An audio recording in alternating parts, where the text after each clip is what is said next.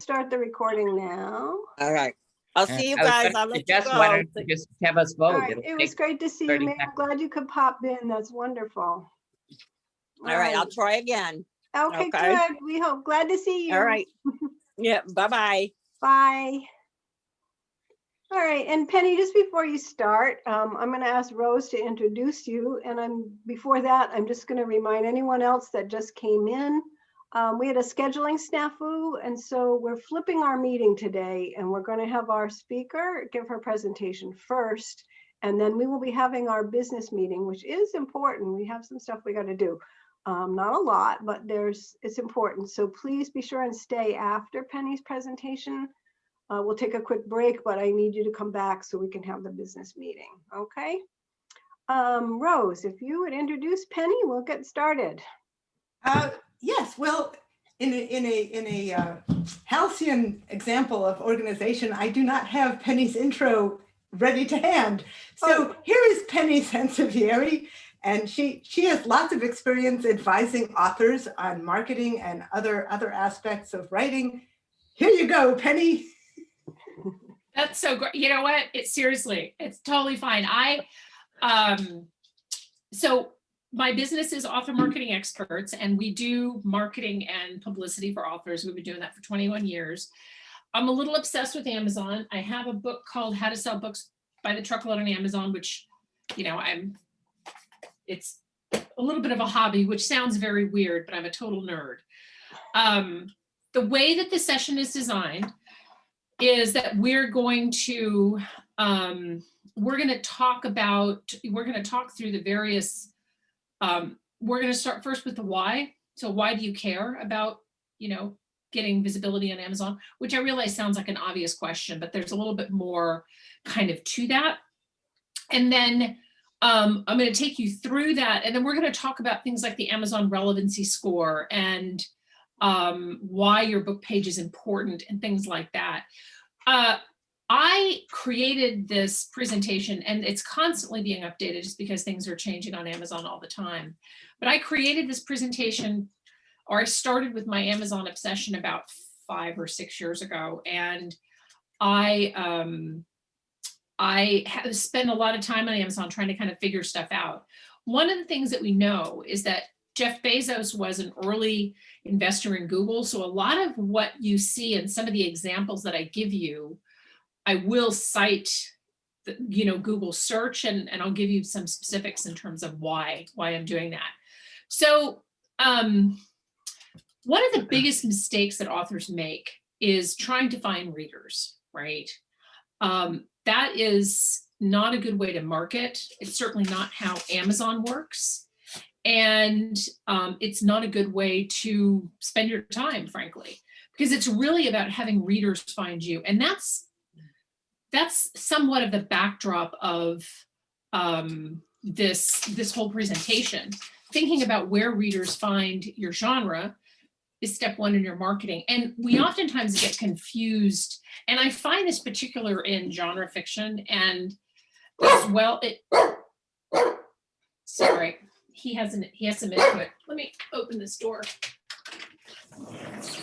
I find this particularly true with genre fiction, and science fiction kind of falls into this. And I realize, I know some of you write cross genre, and some of that is addressed in this presentation, but subgenres in genre fiction are really, really important. And it's something that we're going to talk about in this class. And it's really something to identify to get in front of more readers. As one of the other things that we know is that when it comes to Amazon, absolutely everything matters.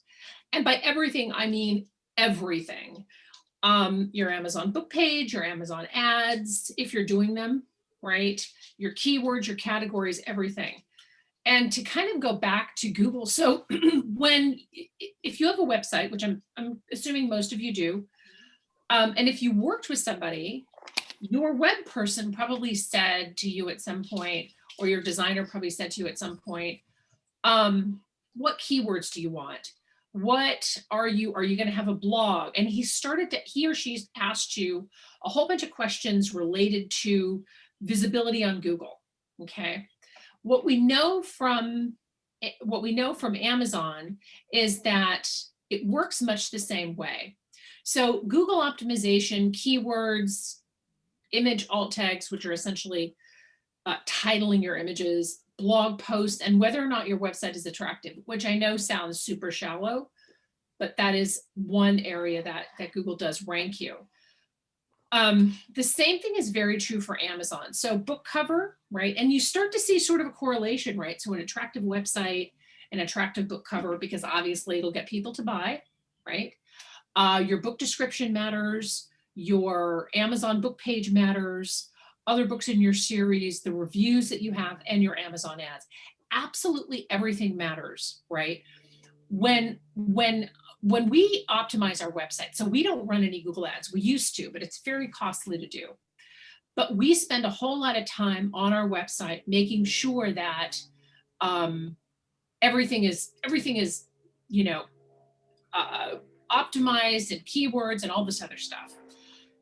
What we know is that if we slip up, if we name a page incorrectly on our website, Google does not know how to rank us, okay? If I were to, so I write blogs on book marketing, right? Let's say, for example, I find this great recipe for risotto. I'm like, oh, I just have to share this with people. And I decide to pop that up onto my blog. When Google looks at our website, they say, well, maybe they're a cooking website now, and they start to rank us under cooking. This is what happens when you are not in the exact right genre. And I know that you know, all of you, well, you know, historical romance, contemporary romance, fantasy, or whatever, right? Like, I understand where I need to be. Do you really? Because like I said, a lot of times there are these subsets of those genres that you really have to look at, and ranking your book incorrectly, and keywords contribute to that, your book category contributes to that, is just like me putting up that cooking post on my blog and Google saying, well, now I'm confused. What actually do you do? Amazon works exactly the same way. So metadata matters, right?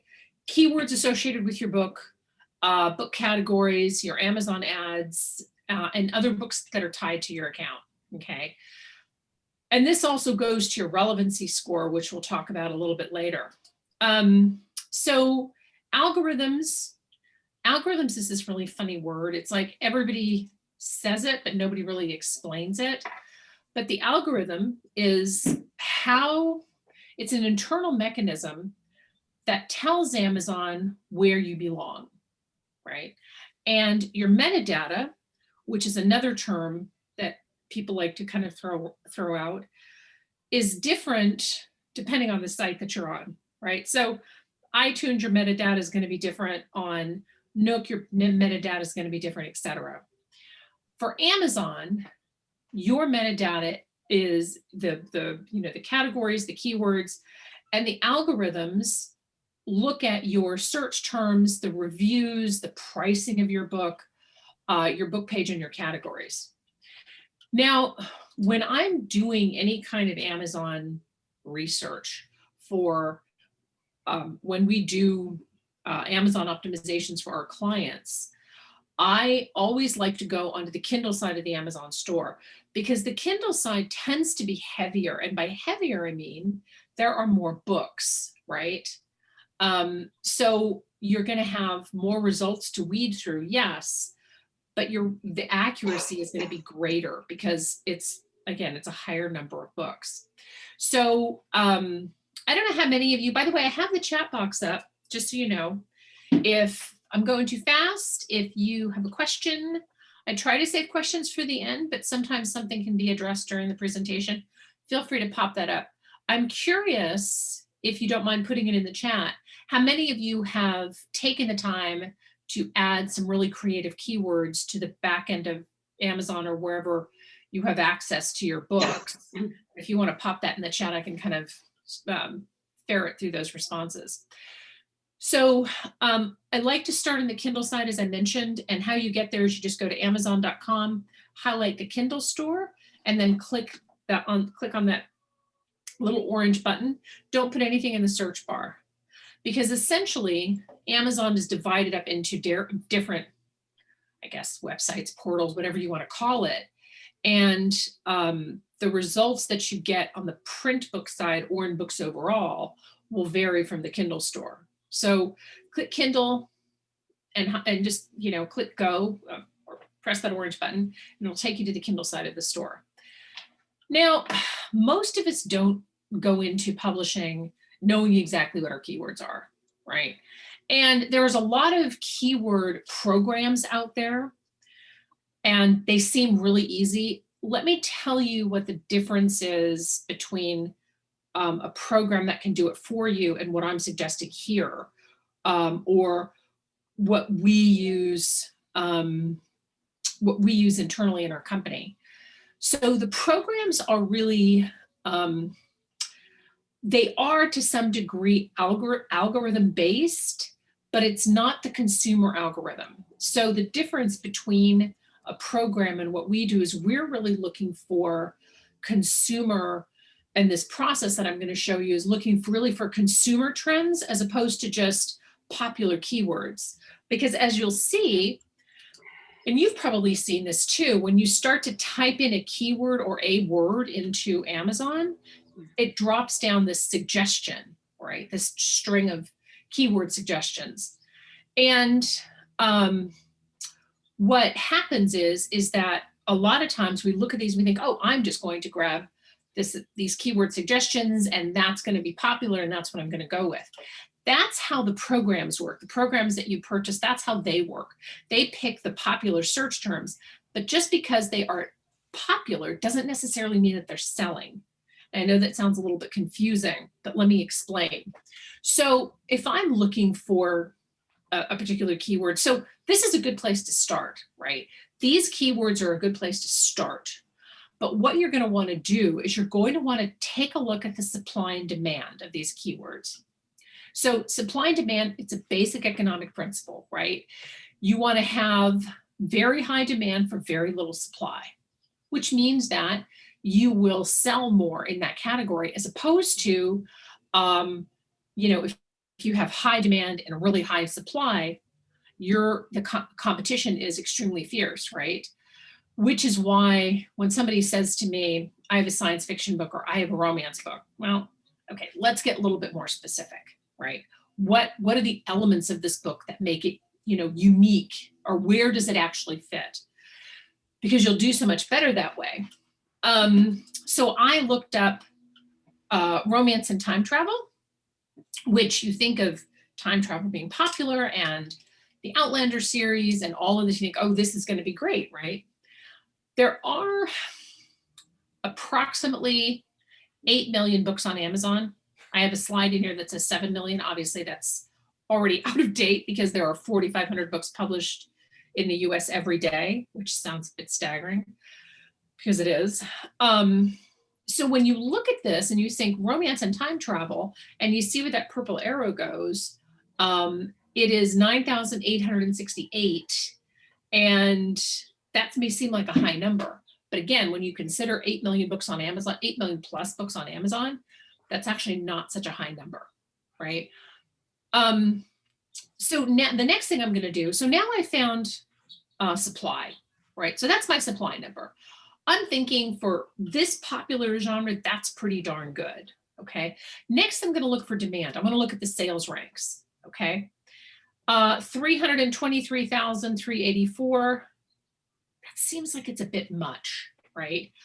If you are 27,000, so from 0 to 27,000 on Amazon, it's considered the top 1% of Amazon, right?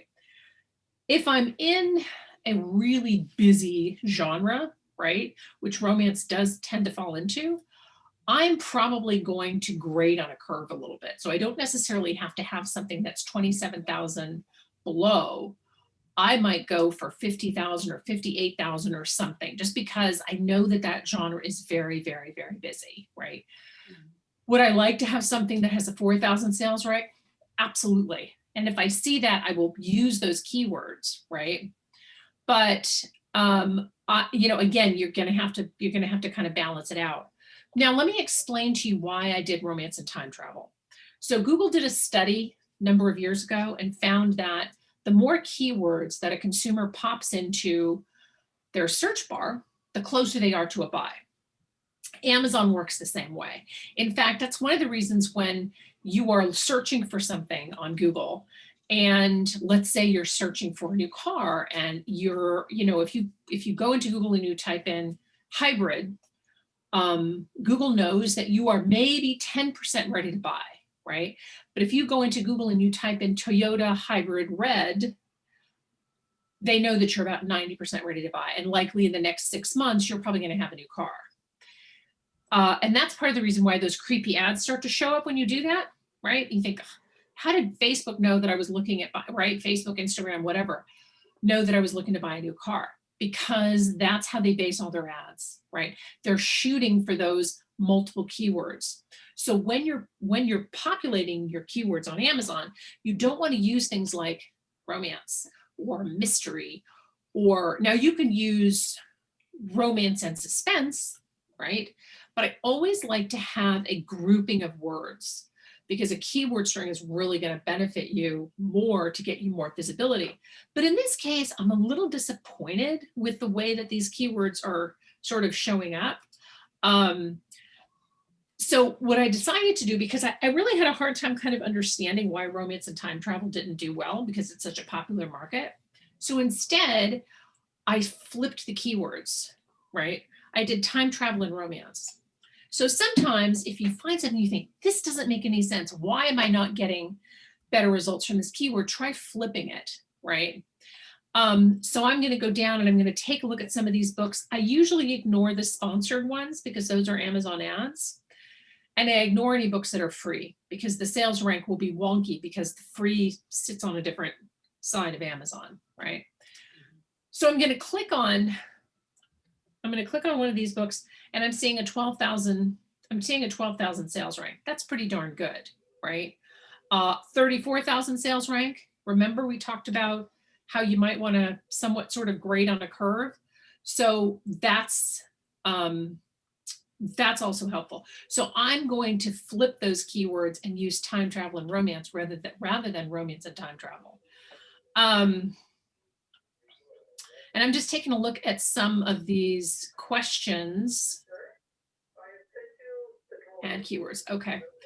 I'm going to address the back end. Gail, your question about the uploading it to the back end in just a minute. And so Marilee asked, would we use romance as a keyword if it's already in a category? Yes, but you're going to want to couple the term romance with something else, right? So romance and second chances, or romance and friends to lovers, or something like that, right? So just to kind of take this step by step, find the keyword string, and you're going to do that. It's going to be a little bit trial and error, right?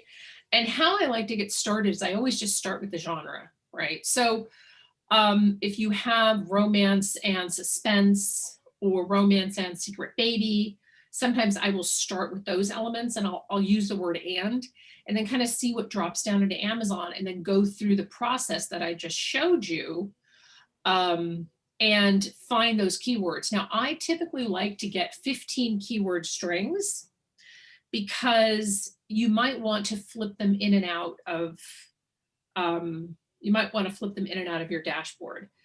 Depending on how you're published. So some of you may have traditional publishers, some of you may have a hybrid publisher, boutique publisher, whatever. Some of you may be published directly through Amazon, through KDP. You may have to just send your keywords to your publisher and ask them to update it, because they may control that portal. If you have your book uploaded through the Kindle dashboard, you can just upload you can just add them to that back end of your dashboard. Okay. Some publishers, most publishers that we've worked with, whenever we've done Amazon optimizations, they are more than willing to change out those keywords, because if they don't have to do this research, they're really happy not to do so, because they're releasing lots of books. It gets to be pretty tedious, especially if it's not something that you really gravitate to. So your publisher should have no issue with that. For your categories, I'm going to show you how to do that in just a minute. But the the steps are find the keyword string, check the number of books in that search string, and then check the sales rank. And you're going to keep going through that process. Now, where I like to use these keywords, obviously title only, that's usually only works for nonfiction.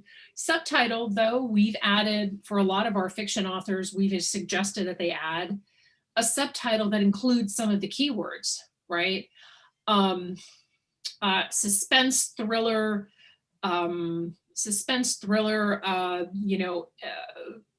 FBI agent goes rogue, something along those lines, because what we find is that, and let me stay with the mystery thriller kind of piece of it, is that readers often look for protagonists who are, and we know this is true in romance in particular, readers sometimes look for protagonists who are like a rogue FBI agent, or an amateur sleuth, or a female detective, or something like that. Readers are pretty specific with what they want, which is why if you write in different genres, a lot of times it's hard to get crossover, okay? But your book description, I know that that's harder in fiction in general, but one of the things that I've done is invited authors to write, and sometimes I'll do it for them, is I'll write out interview questions that include some of the keywords and then have them answer it. And then I'll take the interview back and populate it with more keywords and then have them put it up on via their Author Central page on their Amazon page, right? And you can access your book, regardless of how you publish, you can access your book via Author Central and make those changes. Part of the reason why I like to include keywords on the Amazon book page is because, much like keywords on your website, Amazon spiders those, to send sort of their tentacles through your book page, and it will help to rank your book properly if the keywords are similar to, or even in some cases match, the keywords they used on the back end. Now, if you have a publisher that, let's say, is not at all open to this, like, oh, we don't want tier keywords, and we don't care if your book sells or whatever. We've literally never run into that. But you can always add your keywords, like I said, to an interview and maybe enhance your book description from Author Central. You can do a lot of great stuff there.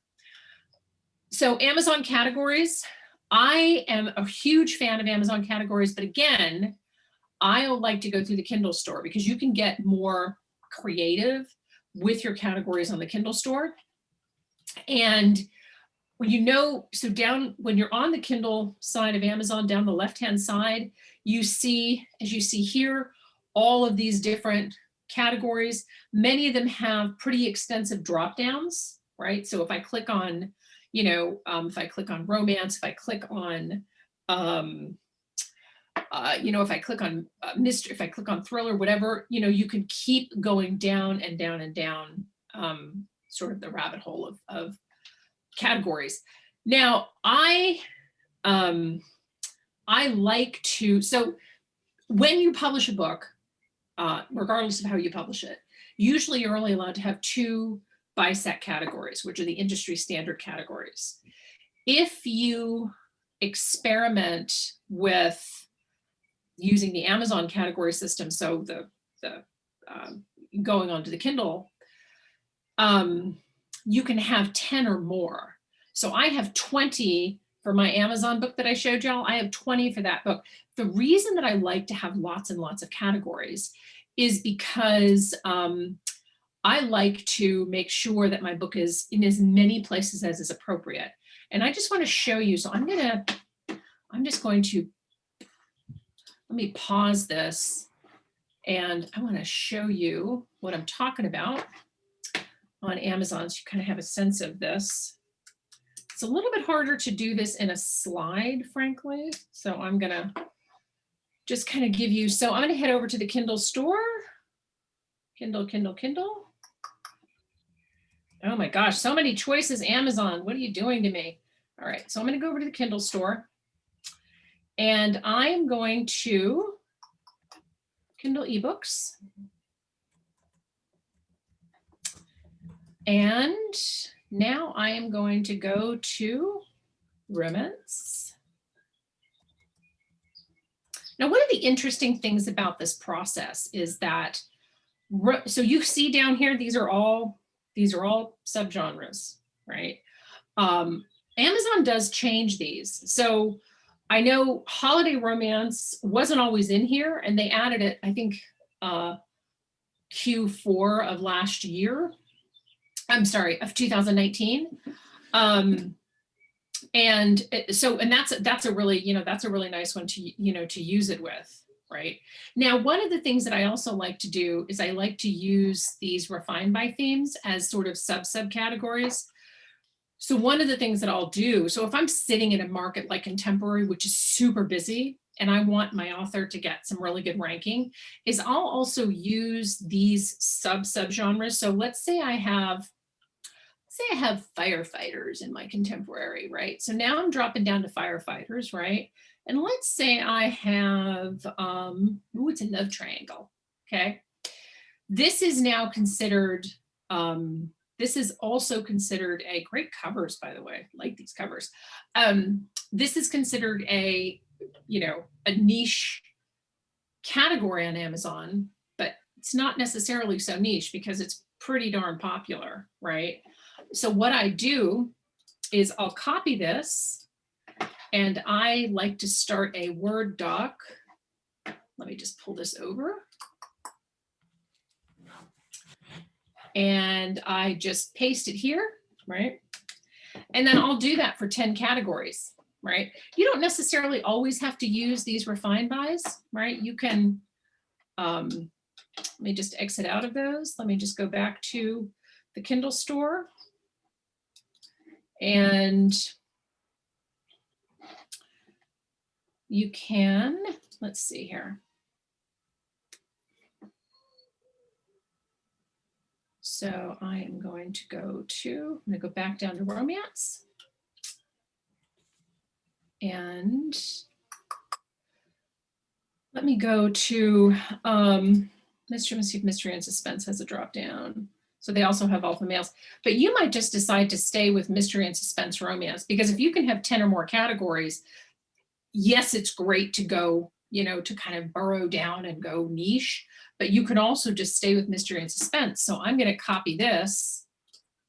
Hypothetically, let's say we're talking about the same book, and I'm going to paste it here. These are called browse categories. Be helpful if I knew how to spell browse, right? All right. And when you go to your Amazon Author Central portal, it will, you can then save this document, and I would just save it by the ASIN number and the type browse categories ASIN number. Make sure to include the ASIN number in here in the document, just to make sure they don't get wonky, and you upload it and they'll do the updating for you. So you don't actually even have to go through your publisher for this, right? Let me just pop up this slide deck again and go current slide. Okay.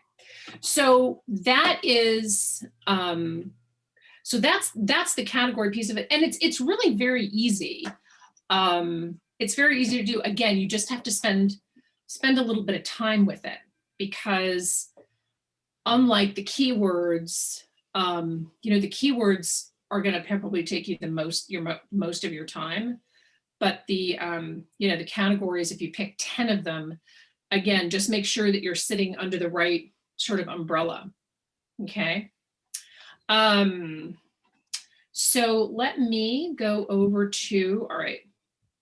So let's talk for a minute about Amazon's relevancy score, right? And Amazon's relevancy score is sort of a secret score that is assigned to your book. And it's assigned to, how your book page converts. So let me give you an example. When an author says to me, I'm doing Facebook ads and I'm getting lots of clicks, but I'm not getting any buys, a lot of times it's your book page that's not converting them. What happens is when you get a lot of people landing on your book page, but not a lot of buys, it impacts your Amazon relevancy score, which means that Amazon will show your book less and less and less in search. Okay. So I like to do things to help. So I like to take, make sure that the book page is clean, to make sure that the keywords are on there, make sure that I have a good cover, I have a good title. But I also like to do Amazon ads. And Amazon ads, I know it's confusing because they changed the dashboard so much, but it is a really helpful way to make sure, because sometimes I'll use the keywords that I used for the optimization for the ads, but because I'm using 400 keywords for each keyword ad set that I'm doing, I usually run out at some point, right? So, but the Amazon ads also helps Amazon to better find your book. It also helps with the optimization. So it will help to kickstart organic growth. So if you do the ads early in the life of the book, maybe even while it's up for pre-order, not too far ahead. Usually if I'm running ads for a client for pre-order, I'm doing them within that 2-week window, right? You can boost the organic visibility for your book for months, and you don't necessarily have to spend a ton of money. I know that certain genres, genre fiction being one of them, has some very high-priced keywords, but it doesn't necessarily mean that you have to spend $5 a click, which I have seen, on a keyword either, right? But the one thing that I will say about Amazon ads is that the keywords really have to sync up with your book page, which means that sometimes you have to kind of go back to the drawing board and say, okay, what is my book? Really, where is my audience? Because if you're doing Amazon ads and you're sending a lot of people to, if your click-through rate is high, and which is great, right? So your ad is apparently working, but your buys are low, that also impacts your Amazon relevancy score, which means that it can hurt your overall visibility on Amazon, right? I'm a big fan of keeping ads running, even if I reduce the budget to $5 a day, because once the book has really started to rank, so here's what happens, right? When your book launches on Amazon, there's this really vital 30-day window. And the 30-day window is where Amazon learns your book, where they rank your book. All of this really important stuff happens on Amazon in that 30 days, right? So I like to run ads early so that I can sort of help teach Amazon what the book is about. But this is part of the reason why the optimization is important and everything, because once Amazon learns your book, it helps with your sales rank, and your sales rank stays steady, whether that's 14,000 or whether that's 60,000 or whatever. But once you launch your book on Amazon, and let's say nothing happens, because sometimes you get sidetracked and lots and lots of stuff is going on, and we don't really know. We don't have the time to start this until 2 months into your, the life of your book. As the book starts to sink, it's harder to raise it up. It gets really, really hard to sort of resurrect it. Somebody asked, how do we find out our relevancy score? You actually don't know, because Amazon doesn't reveal that. And I use the term, so just to be clear, the term relevancy score is my term, because it's something that Google does for websites. So again, because so much about Amazon mirrors what Google does, that's how I've dubbed it their relevancy score. But they're not going to reveal that, just like Google's not going to tell me what my relevancy score is on my website. But I know that my relevancy score is good when I'm showing up under, book marketing and companies who can market your book and things like that. But if I stop showing up, or if I wind up on page 12, God forbid, then I know that I'm doing something wrong, right? And the other piece of this too is that you got to make sure that your Amazon book page is converting people, or that it looks good, right? So again, if you're running any kind of ads and you're getting a lot of clicks and not a lot of buys, I can almost guarantee you that the book page needs some work, right? Having white space, having, paragraphs leading in with a, leading off your book description with a great blurb or a blurb excerpt, right, is really important, because we know if you've ever bought or sold a house, this house is much easier to sell than this one. Unfortunately, this is usually what Amazon book pages look like. And I'm sure that's not, I'm sure that's not the case with any of you, but a lot of times, when you're talking about 7, 8 million, whatever it is, 9 million, you really want to make sure that you are creating something that that is going to convert a shopper into a buyer. Somebody just asked how you can control your Amazon book page. Depends on how you're published, right? So you can access your Amazon book page from your Author Central, and I'm sure most of you are on Author Central and know you can make all kinds of adjustments. You can add editorial reviews, you can add videos, you can add that author, questionnaire. But you really have to, so this is the book page. This is the last edition actually of How to Sell Books by the Truckload. This is the 2020 edition, and so far so good, right? So I have my subtitle, my book description, a little bit of white space, right? Looks like this is going to really convert well.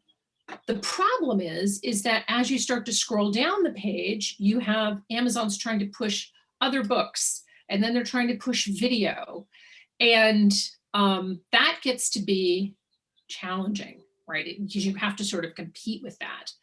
I've seen some people that have posted excerpts of their book, and I think that's fine. And you can go into, like I said, Author Central and make all of those, make all those adjustments. I have some slides coming, and I'm happy to share the slide deck with your group via a Dropbox link. I do this intentionally just because there's an Amazon book page checklist in here that I want y'all to have. So I won't go through it now because it's very wordy, and I just want you to have, but these are some good guidelines for what your book page should look like, okay?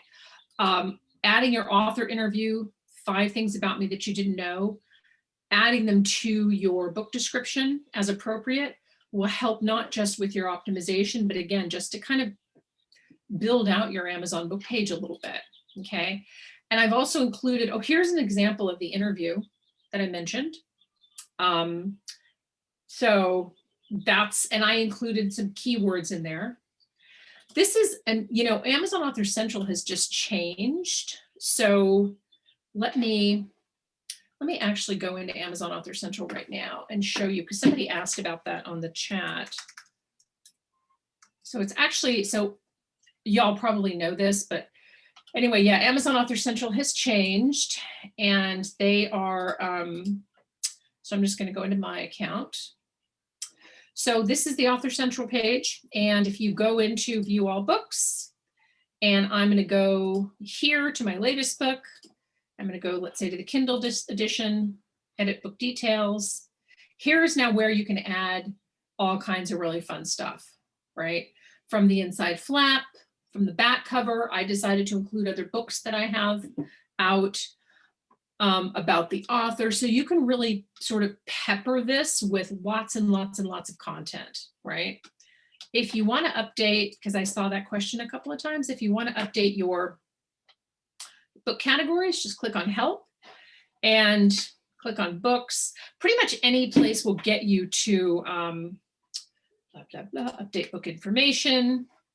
So I'm going to go into Contact Us and book page,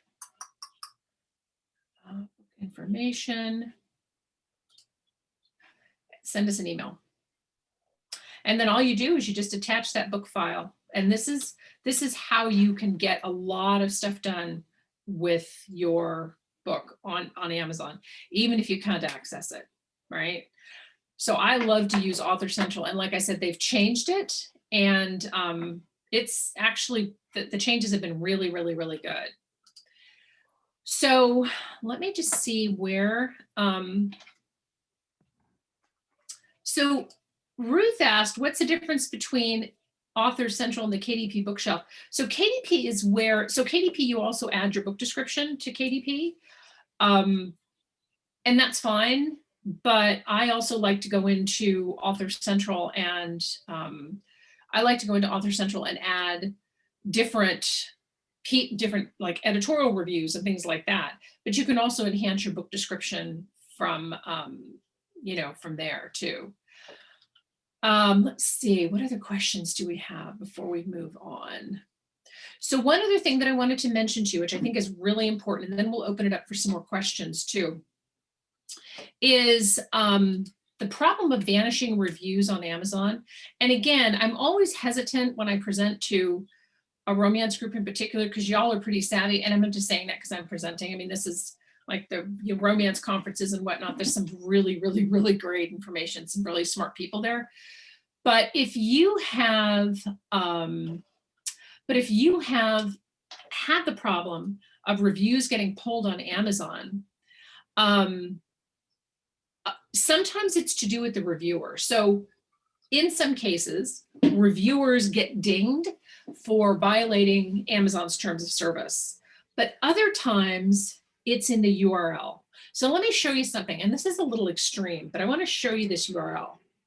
So let me see. Okay, so this is a URL for a book that I was looking at, right? And the reason that this URL is so long is because, as many of you probably know, it's embedded with code. What this does is it allows Amazon to know where I got the URL from, what other products or books that I looked at before I got to this page. It basically tracks every single thing that I did on Amazon, right? This is a big reason why reviews are getting pulled, because you're sharing this, so you copy this link, and this is even if you do a bit.ly, right? It's a problem. So Amazon, so you share this link, let's say with your newsletter, you say, hey, I'd love to get reviews on Amazon, and you get a whole bunch of reviews, and then 2 days later, they're gone. That's because this tracking is how Amazon says, well, this person asked, sent this URL to people, she probably asked for reviews, and that's a problem. So what I always suggest that you do is just pull all that coding out of there, and it's pretty easy to do. But again, even if you use a link shortening system, I do this manually because there's still stuff that's embedded in there, and Amazon is a great tool for selling books, but they're also a little big brother, as we know. So how you do it, this is my book. Now this was just coding from literally just me going in there and searching my name. And I just cleared out that coding, left in the ASIN number, and that's how I'm sending it out. So anything that you can do to sort of prevent Amazon from tracking is also going to help with your reviews getting pulled. So I don't know how you normally do questions. I've just been looking at the chat, but how do you normally do questions? Do you open it up? Do you want me just to keep looking at the chat, or? Nina, I'm not sure what you mean by how do you use those links as opposed to a list, romance, mystery, time travel. What are you talking about, the links? Thanks, Penny. You said that you copied, and you lost me when you were doing it, but when you were copying and pasting links to a document, and you said then you send that file, to get your categories. What I have always done is and I just did a quick one, but is I go do the same process, send them an email, but I just say, Kindle ebook / could you please add these categories? And then I just put the string, like a string like I've shown. So I don't understand what you were doing with the copying and pasting when you had, I didn't get that when you had that long link and you said you send them that file. And as opposed to me sending them just a string to say, can you add that? You know, like, cause I have one, for instance, that's a FBI and it's a serial. And I just went in and I just made sure I had the long string that went to the serial killers, because of course you can't get that. And they added it right in, but I did it in a string. So I'm just not sure what you did. Well, the reason that I did it that way is because every time I tried to add a link on the new portal, it crashed the portal, right? The other reason for that is because if I'm updating if I'm adding 10 categories, I just want to make sure that they get it right. I mean, no offense to Amazon, but I don't know who's on the back end adding those categories, right? So I always save it to a Word doc, and I put the title of the book in the Word doc with the ASIN number and ISBN number if you want. And then I upload it just to make sure. And maybe that's a little obsessive, but you know, I've had Amazon not get the categories right or not understand an email. And like I said, with the new portal that I've used, I've never been able to get them to take multiple links. Like every time I try to add, you know, a few links in there, it just crashes the portal. It's like times out or something. So that's why I do it. Penny, I'm going to interrupt because I think we need to back up a little bit. I think quite a few of us have questions on this whole topic of adding categories, and it is an important one. And I think some of us aren't even as far along as Nina. I think there's some confusion. I wasn't even sure why you were copying and pasting specific links. So can we back up the whole process to at least just before that point and explain again why you were copying and pasting links, and then you're talking about uploading those links in Author Central, whereas Nina's talking about emailing category suggestions that we want Amazon to add. So those are two different things. We're confused, I think. They're exactly the same thing. Yeah. And the reason that I'm sending categories to Amazon is because I want them to put the book in those categories. Right. Does that make sense? Yeah, I think we understand that part. It's the next part. It's Actually, no, I don't. When you were copying links, you were copying links to books with their ASIN, but how does that? No, that's where I'm confused. Okay, yeah. So what you're doing essentially is you are just copying. You're copying so when I am going to the Amazon Kindle store and I'm looking through their ebooks, the link that I shared with you is the link that I shared with you and I put into that doc is the category link. So the reason that it's confusing is because normally when we think of categories, we think of the standard BISAC categories. Right. Amazon operates differently. The categories, so this is historical romance, which is a good example of the drop downs, right? So I'm going to say, all right, so I have a historical romance that's Scottish, right? If I copy this URL and I paste it into this Word doc, I am telling Amazon that that's the category that I want my book in. Oh, so you're just taking the URL from the top of the page from that category. It wasn't actually in a book. Okay. So no, it's not in a book specifically. It's just that category. And so when you say ASIN, what ASIN, if that, like, why? Your book, your ASIN number. Okay, I'm sorry. And that's where I was confused. Thank you, Penny. You're welcome. You're welcome. So now I still have, that cleared up a lot. That was good, Penny. I think I still have one more question, and that is, I've always been told you want to add these extra categories, you have to just email Amazon and ask them to do it. Whereas you were talking about uploading those links to Author Central. So can you address that? That's the same thing. That's the same thing as asking Amazon. Now the process has just changed. And Amazon just has you upload them through Author Central. The reason that I do that is, the reason that I upload them through Author Central is there's no other way to get your ebook into 10 categories. Because when you go through the process on the Kindle dashboard, or when you go through your publisher will automatically put it in the BISAC categories that are more appropriate. But the workaround on Amazon is to go through Author Central to have them update your categories. Does that make sense? Yes, yeah. Okay. Okay, that helps a lot. That clarifies a lot of the questions, I think. Thank you. Yeah, let me see what else we have. And honestly, I know this presentation is really packed. I could probably do an entire class just around categories. Yeah. Honestly, I could do one entire class just around your book page, etc. Nina's got a question. Yes. I just wanted to say really quick, you can email KDP. You can get to that same email screen on your dashboard. If you're if you have a dashboard at the bottom where it says contact us, that same email screen will come up that Penny showed that she got to. It's exactly the same. Yeah, exactly. Author Central, it can be accessed through the contact us at the bottom of the dashboard on Amazon.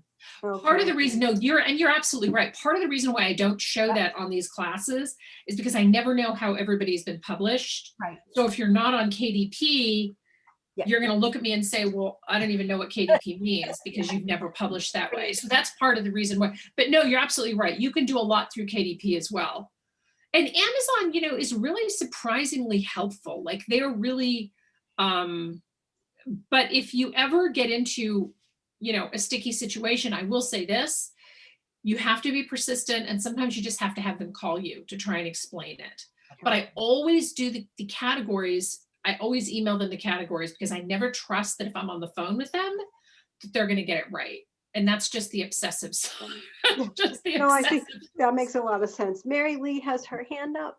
Yeah, yes. I just wanted to double check, Penny, because I'm a slow learner. But so if I wanted to add beyond the BISAC categories, this is so exciting, by the way. And I want, go into Author Central. I know how to do that and email them. You would suggest putting those URLs and the Amazon as in whatever number and the book title and your author name. Is that what you would put in there and ask them to add those categories, all that information for each? Is that what you would do? Yeah, that's what I would do. Because when you tee up the email, it'll say, what's the book title? What's the ASIN? They're already going to know your name or your pen name since you're going under that Author Central account. Okay. But I like to upload that. Yeah.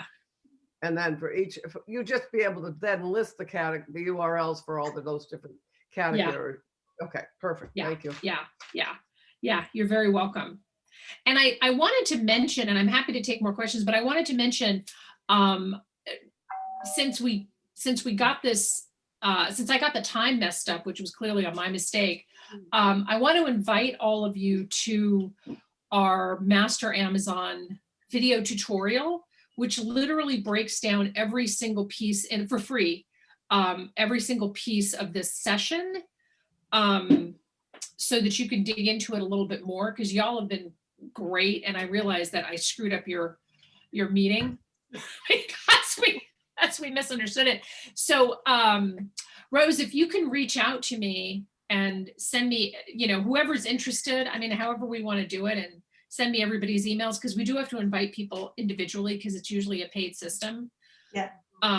So we'll get you a week's access to that so you can dig into it a little deeper, just as me saying, sorry, I got my Saturday time messed up. But also I think it would be fun so that you can kind of dig into, and there's a whole bunch of other stuff that I didn't even have a chance to cover on this too. So that would be wonderful. Really generous, Penny. Thank you very much. That's amazing. Yeah, well, again, we're here today. We actually have like 36, 38 members in the group. So I don't know how you want to handle the ones who will be watching the recording afterwards who couldn't be on the Zoom session. Are you opening it to just the 16 people that are here right now, or is this offer open? No, we can open it to the group. Rose, can you email me and we'll figure it out? Yeah, we could send you the list of the email addresses of the 38 members. Yeah, absolutely. And that way it can give you a week's access, and you can just get in there and start to And there's a whole bunch of Wow. other sort of fun stuff in there that is just sidebar stuff that maybe that there's really not a lot of time to cover in these sessions. So we'll do that, and we'll figure this out on Monday when we get back. But I appreciate Wonderful. That sounds I wonderful. appreciate this I so much. appreciate it so much, Penny, and I know we're running out of time. I'm looking at my watch and your hour's up. Our hour with you is up, but it's been fabulous. I think it's been a wonderful presentation. So Thank you so much. It is Thank such a you. pleasure. It's such a pleasure to do this, and I love Romance Writers Groups. Y'all are you ask such great questions, and you're so ready to implement this stuff, which is always fun. So I'm going to put my email address in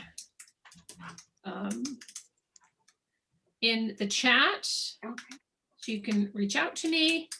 But like I said, we'll be in touch with these videos, and just so y'all know, I'm always open to feedback on the videos. So if some of them, was harder to understand or whatever, love the feedback, or some stuff that you want to see more of, whatever, absolutely, you have my email address. So I can let you go to your meeting.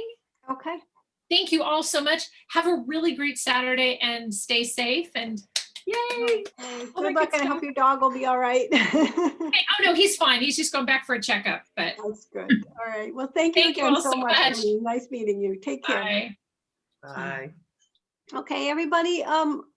We usually take a 5-minute break between our business meeting and our speaker. So in case we've all been on the computer for an hour now, so let's take just a really quick couple minutes. Please come back. We need your votes. We need to cover our business stuff. So let's not even take 5 minutes. If you can do your bathroom break faster than that, that would be good. So take 2 minutes, okay? And then we'll get right on to the rest of our meeting.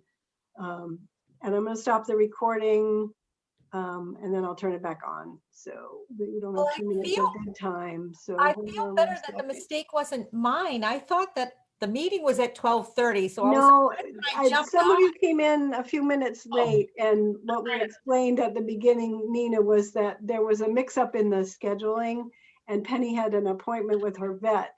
And so we just flipped the meeting and we Which I did the speaker first. which I understood. I was like, wow, I thought I screwed up, but it made me feel No, it wasn't you. It wasn't you. We had to accommodate. There was a mix-up and we had to accommodate her. And I told her our group is very flexible and that we wouldn't mind. So Yeah. thank you all for being willing to put up with that. And I think that's wonderful that she's offered us access to these videos that they usually charge for. And once we get that set up, once Ruth gets that set up, I encourage all of you to take advantage of that. That's going to be great. And it's going to be good for all our members that couldn't do a Zoom meeting also. I'm excited for them because I'm assuming those are probably YouTube videos. Mary Lee? When we come back, Gail, could we just take like 2 minutes, 3 minutes, or sometime during the next hour for someone to explain what you meant about back ending? But you could do it. We could do it when we come back.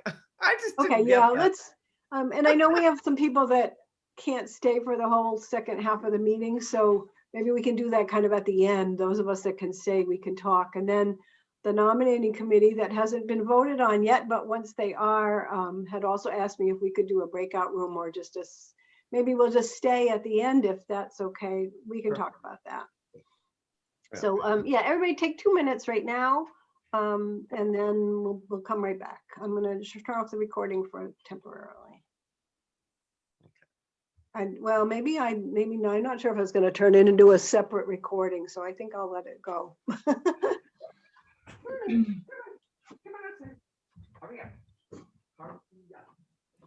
Hey, Deb, I had the same issue. I was like, oh my gosh. Totally messed up the time. Me too, because I was a few minutes late as well. Oh, good. Because I was like, oh my gosh. Okay, I want you to know I did the 2 chapters I promised, and I did another one this morning. Going. I did my 2 writing sprints that I promised you, Deb. All right, good. Keep Yep. everyone on track here.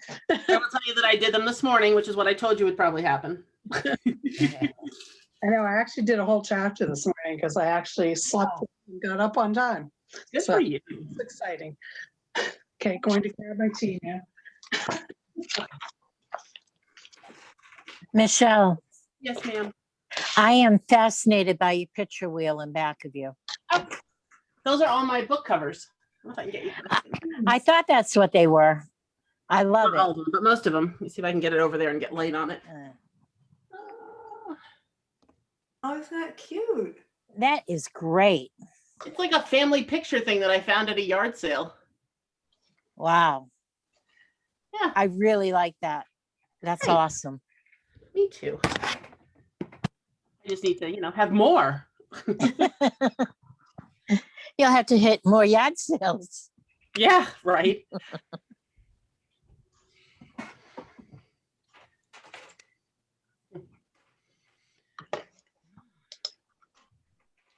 How's everyone doing?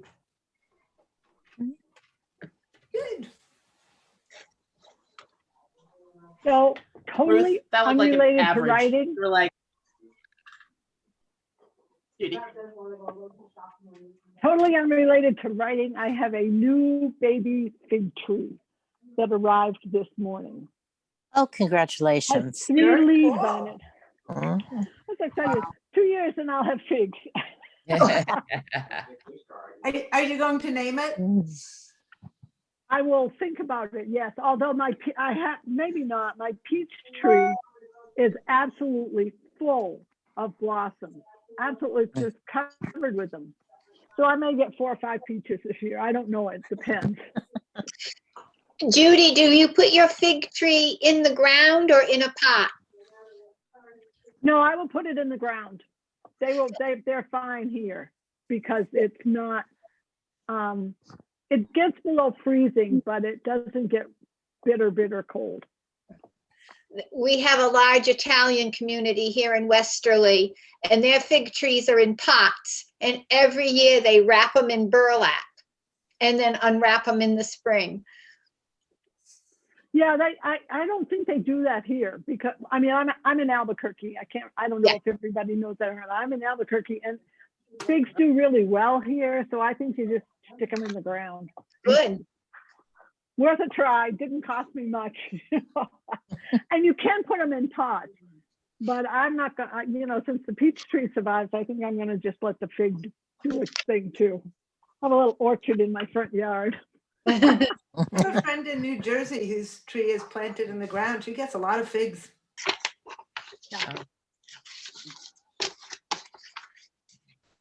Yeah, and pomegranates grow really well here too. Wow. Is everybody back? How are we doing? That- Oh, it looks like, We're missing Deb and Nina. I can hear you. I'm just in the kitchen getting tea. Now we're just missing Nina. okay. Because we flipped the meeting around, I sort of feel like it's kind of dumb to welcome everybody now. But welcome, everyone. We don't have any visitors and so forth, but and you know what? I think in the interest of time, some people can't stay as long. I think I'm going to skip the whole mission statement and the inclusivity that we read at the beginning of every meeting. You all know it, and it's in the newsletter too. So, and I was going to remind you that we didn't give you much information about Penny today at the meeting, but it's in the newsletter. So go back and check what it says about who she is and all of that. So, and you all know what the membership requirements are. Nobody here is new, so I think I'm going to skip that too. I'm just going to roll right through these things today. Yeah, we're still recording. So, membership benefits of folders. I know I'm going to do reports, but I think before we do reports, I'm going to do our first item of business, of new business, just because some people have to leave. And that is the most important thing we need to do today, and that is vote to approve our nominating committee, and then talk about the fact that this month they have to put together a slate of candidates. You all know we have elections coming up in June. Our process is that the first slate of candidates will be presented at the April meeting. And then I think for the May, the candidates usually put something in the newsletter. Additional candidates can be volunteered from the floor, and again in the May meeting, but by then we want to finalize the slate. And then at the June meeting, we vote. And Janet, well, we'll get into that for a minute. The people who are on our nominating committee are Anita. Anita, wave your hand. I'm here. And Michelle, and Michelle's here. Wave, Michelle. And one member of the board has to be on the nominating committee, and that is Janet. And we all know Janet. So the way our voting is set up right now, only those of us who are in this meeting can vote, but we have enough people for a quorum and more, so that's no problem.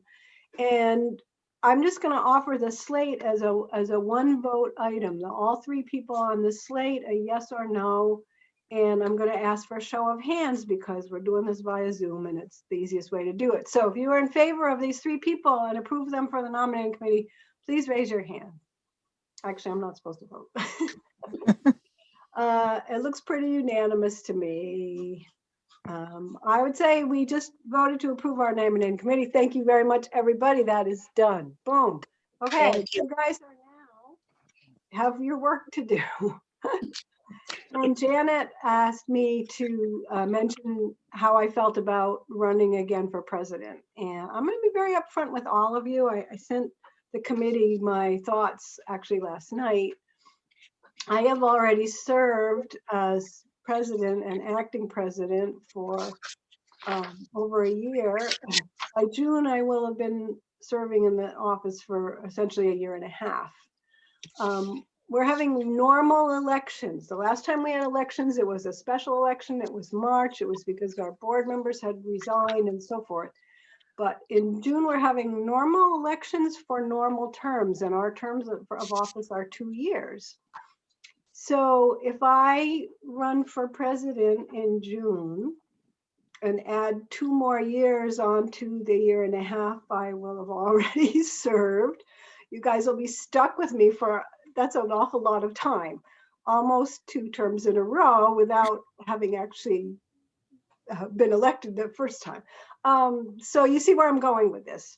My feeling about it is if there's someone else who would like to be president, I have a lot of other things and people who are really looking for my time. But on the other hand, if there's nobody who wants to do it, I would do it again. So I suggested that the nominating committee look for a candidate to be president.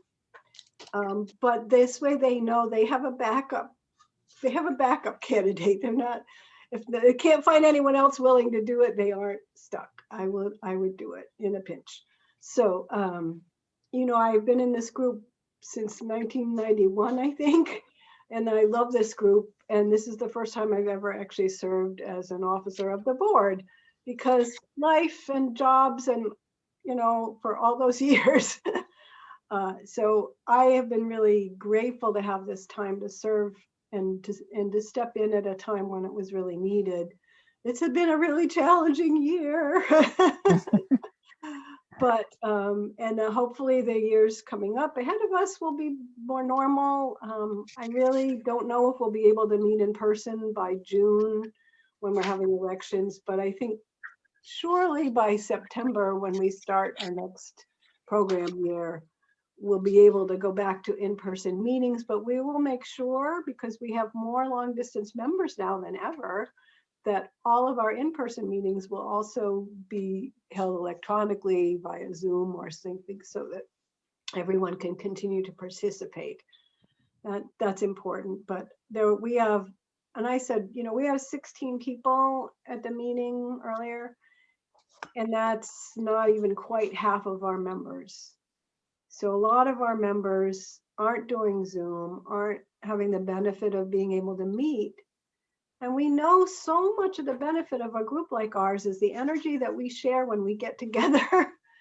I really miss the in-person meetings, and I really feel that it's important to try to get back to those. The Cumberland Library, Anita had asked me this in email this morning, which I didn't have a chance to answer, but I did see it. I mean, I talked to the Cumberland Library, this fall, because we no longer have a member who is a resident of Cumberland. And it used to be their policy that groups that met in the library had to have that connection to the town. But when I talked to them in the fall, they were like, oh, no, we don't require that. We just need to, you can't be a closed group. As long as you're open to the public and welcome anyone to come, if you're meeting in our library, we consider you one of our Cumberland groups. So we think of you as our Cumberland writing group, and you certainly can still continue to use our facility once it's open for being used again. So it sounds like there is no issue and no problem, and we can continue to meet there once it's available to us again. Good. When that will be, Did though, they say for free? so I'm sorry, yeah. For free. Because the issue was paying or not. You could always do it, but the issue was whether Yeah, you no, paid. she said as long as we were considered a Cumberland organization, Cumberland group, because we were meeting there and we were open to the public, then we didn't have to pay and we could continue to Wow. use it. Right? So, you know, But hopefully are they won't we- change that I mean, we're- policy, who knows? But that's what they told me last fall. And it looked like there was going to be no problem, so. It might be that open to the public part that is, because we're not really a public program. Because it is, I mean, we do let guests come to the meetings, but it's, don't we charge a nominal fee for guests? We're supposed to, but we really haven't been. So And- that might be something we need to pursue with them Right. again. And obviously we'll have to be in talks with them about when we can resume meeting. Yeah, because somebody could just show up every month and never pay dues. I mean, I know in Brunswick, or not Brunswick, Maine, we have, you can come twice as a guest and then you need Yeah, to. that our bylaws and our policy and procedure, it's supposed to be that they can come twice as a guest and they're supposed to pay $2. And after that, they either have to join or they can't still come. So it's we're kind of in between. It's like we don't exclude the public. We actually would love to have more people come. But on the other hand, we do have membership requirements that they have to meet, you know, if they stay in the group and so forth. So it's a little tricky. And we might need to discuss that with them some more. Okay, so anyway, we did the voting. Let's do our report. Yes. I just want to make one more plea, and I think you're going to do this anyway, but whoever becomes the new board, that you still continue doing it on Zoom. Of these 15 people on right now, 6 of them live out of state. Yep. Yeah. Far enough away that they can't get there to every meeting.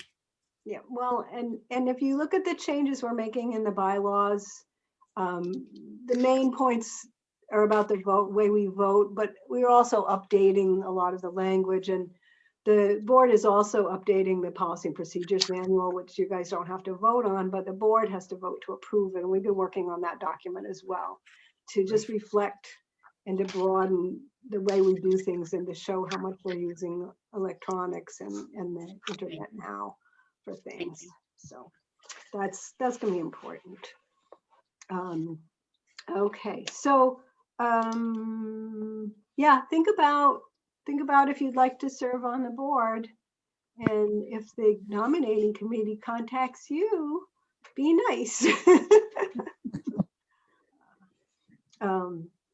Do you want to say anything, Rose, about program director? I do. So the fabulous job of program chair is now coming open. So I would be delighted to help anyone transition into that. It's not incredibly hard, and people have real good ideas about programs which they share with you. So you don't have to be inventive every single moment of the day. So please consider doing it. I was delighted to be able to jump in when we needed it, but I don't think I can do another 2 years of it. So be thinking about those things. Anita, go ahead. One of my questions, Gail, was in my email to you today is, can the next program director continue to pull from speakers who would be coming, it would be a hybrid meeting. If we were in person and the speaker would be on Zoom, it actually broadens the area that the program director can pull from. Right, right. So let me address that. I would totally recommend that. It means that we, first of all, it means that we can afford speakers we couldn't normally afford.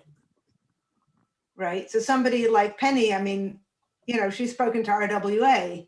We wouldn't normally be in her league, but part of it's pandemic mentality. You know, people are more willing to do things online, but now that we've sort of broken that barrier, I really think that even if we have in-person meetings, we could still have a speaker from out of state. Yes. Yeah, because there would be no travel expenses for them. There'd be nothing except an hour or two on a Saturday afternoon. Right, right. So it would be a hybrid. And my concern is, you know, do we have the technology? We certainly have the money in the treasury to do it, but it would be Zoom, maybe up on projection, but then we'd also be having to tape for the Facebook audience. But the out-of-staters could still Zoom in with the speaker. Yes. So it would just be kind of it would be a hybrid. Right. I don't think we'll be using Facebook. We were using Facebook Live because that was what we had easily to do. It wasn't great, but it was better than nothing. Right. Okay. Now we all have been using Zoom. It gives us a lot more flexibility and it's a better quality. And also we can record it for people that miss a meeting or whatever. And the people and the folks who are not in the room actually have a better voice when they're on Zoom than they did on Facebook. Absolutely. Yes. So, and also, you know, not everybody's on Facebook. It's nice that we have a Facebook group. It's convenient, but a lot of our people aren't on it. So it's not the best, but it's what we had before. Now we have better, but we would still have to find out about how to project the Zoom from a laptop screen, but we can figure those things out. Yeah. The Cumberland Library does have the machine that allows you just plug in a laptop and do it. That's right. Yeah, one of our speakers, I think Marianne Rice used that last year or the year before. Yeah. Right. So we can totally do that. And that should work very well for everybody. Okay, so let's go back and do reports. I got all my pages are all in the wrong order. We don't have a treasurer's report. Tina's working on a full report, and we should have that for the April meeting. She's been working Saturdays, which is why she isn't able to make our meetings. And I was hoping maybe she'd get the report done, and I checked this again this morning, but I didn't get it. So, and she had some questions on some things. So I told her April would be fine. Our documents only say that the full treasurer's report only has to be done twice a year. So, you know, we'll make sure that happens. And so that's really all I have about the treasurer. So newsletter, Janet and Terry, you guys want to talk? Yeah, I have only 3 more issues that I have to do, and then Terry is going to take over. Thank you so much. Now, if I'm appointed by the board. I realized, I think I started doing it my second round in 2015, and I've been doing it since. So, wow. Wow, and it was your second time doing it too. So right. I really appreciate it, Janet. Thanks. So it'd be great if we could have a push for the end of the year. Everybody participate and send me stuff. I pulled up my newsletter to look up the dates. I think I put dates in there for when in my copy, the page is blank. That's not helpful. But you did. They're in there. Yeah, but I really appreciate it. I have a spotlight for April already, but I need one for May or June. Or else my heroine is going to show up as a spotlight. And I also need articles. I have 0 articles at this point for the rest of the year. So themes and goals, it's so much fun for people to put goals and themes in. So I will, of course, post several times with the information and the deadlines. But, you know, if you think about it, think of it as a going away present for me that you'll send me. Sounds good. Thank you so much, Terry, for stepping up. And Janet, I just can't, there are no words for how grateful we are to all of the work that you've put in and all the years that you've been doing our newsletter. Thank you.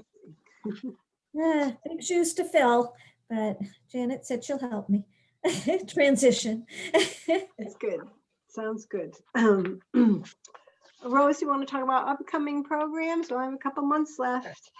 Sure. So our next program, as you might have noted from our emails around, is actually on April 10th, because Easter is the previous weekend. So we figured that was probably a safe thing.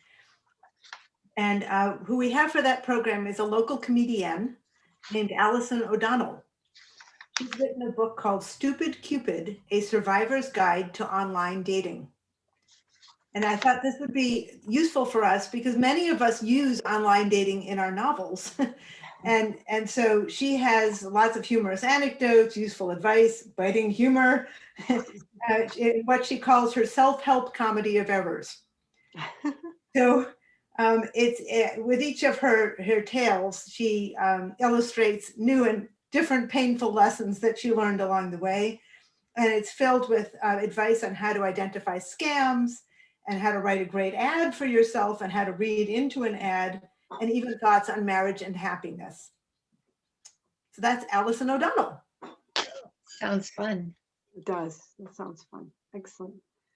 And today's was so business oriented and so information heavy. Something a little light next month sounds good. Let's see, anything on the website, Elizabeth? Nope. Everything's going okay, and I've been updating it as need to be. So the one thing I will say, and it isn't really website related, but I put it on the website always. I for years have done the calendar, and I know that there seemed to have been this year for some reason some kind of confusion on dates. So I sat down the other day and I made you guys a list for the next 3 years with notes on, you know, when you have to adjust them. And I didn't send it because I knew you were in the middle of bylaws and other stuff and so on, but I will send it to the current board, and I would ask you to send it to the next board. And that way you're set, but also it'll show you where there are a couple of question marks that a little closer to the time you'll need to have. Yeah. But if in doubt, always look on the website on the front page, because I always put the list of dates. And that's, in my opinion, a good place to look, because I've done this so many years. I know to look out for Easter. I know about all the other things that happen, and it's just a little technical aspect. So, and since I have to go right now, I will send it all to you maybe tomorrow. Sounds good. Thanks, Elizabeth. Take Thank you, care. Elizabeth. Thank you. I'm Appreciate going all your on a work, still too. watching tour. Okay, thank you so much. All right. So let's see. One of the things that I wanted to talk about today, I think that's all the reports. And this is a little bit easier now because, as most of you or some of you know, the main group has decided to postpone their retreat again to next year, which is so sad.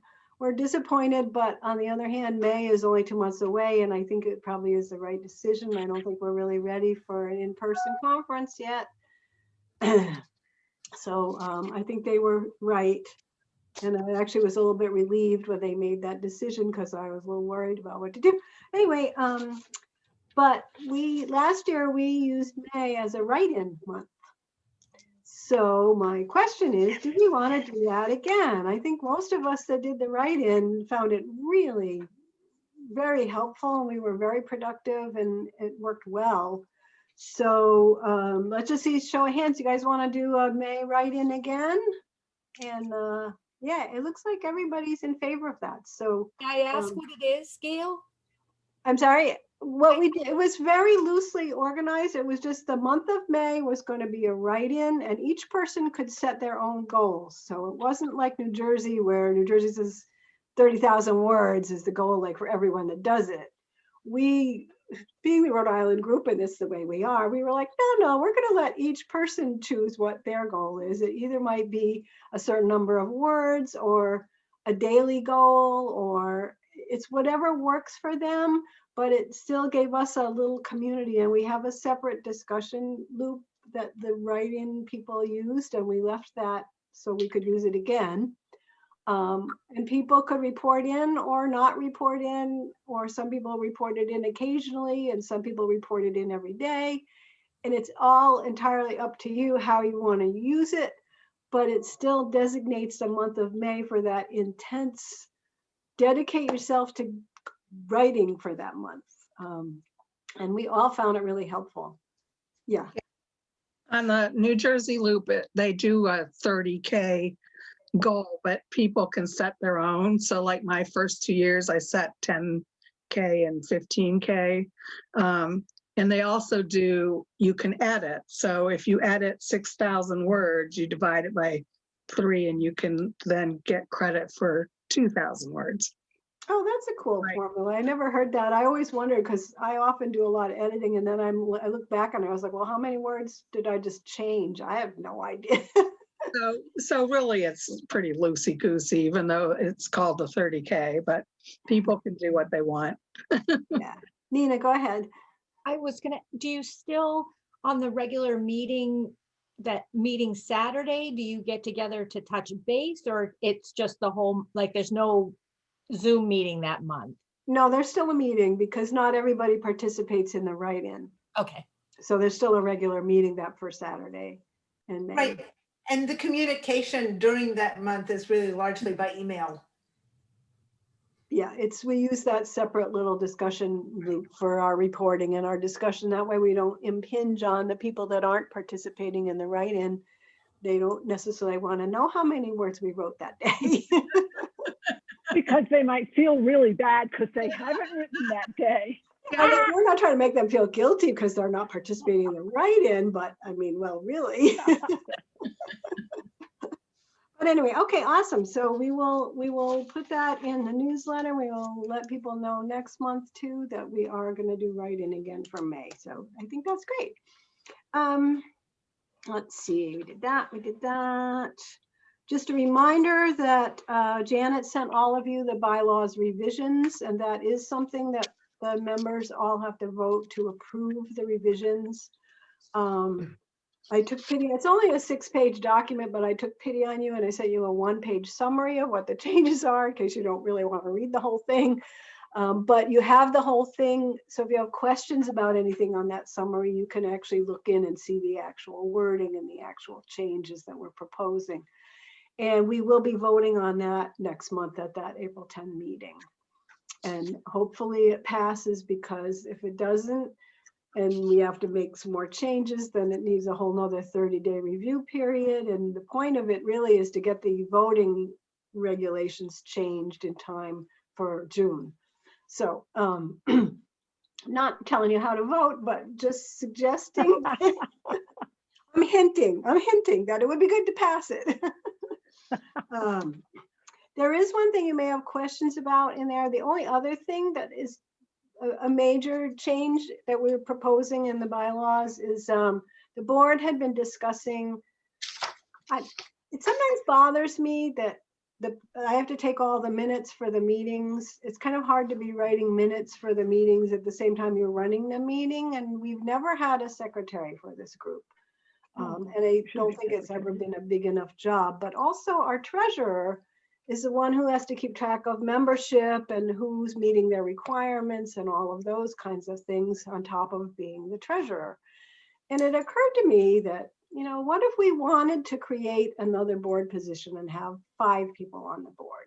I think what's always been avoided because it's hard enough to get 4 people to be on the board, and the chances of getting 5 maybe are impossible. But if it wasn't impossible, you know, there's 38 members in this group, so getting 5 to be on the board doesn't seem like it should be so terrible. Would be maybe to have a position where someone took on the task of being sort of the membership coordinator / secretary, and could take those extra jobs that are tacked onto the president and the treasurer and make them a separate position. Right now, our bylaws don't allow, and it's not set up for anything like that. So the change we're proposing, we added language saying that the board could propose additional positions for the board, and that the members, all of you, would have to approve that before it could happen. But it opens up the possibility that if anyone ever wants to do that, they could. And that's really all that is. It's not that we have a nefarious plot in mind that we already are planning to do it. But the possibility did come up. Nina, you look like you have a question.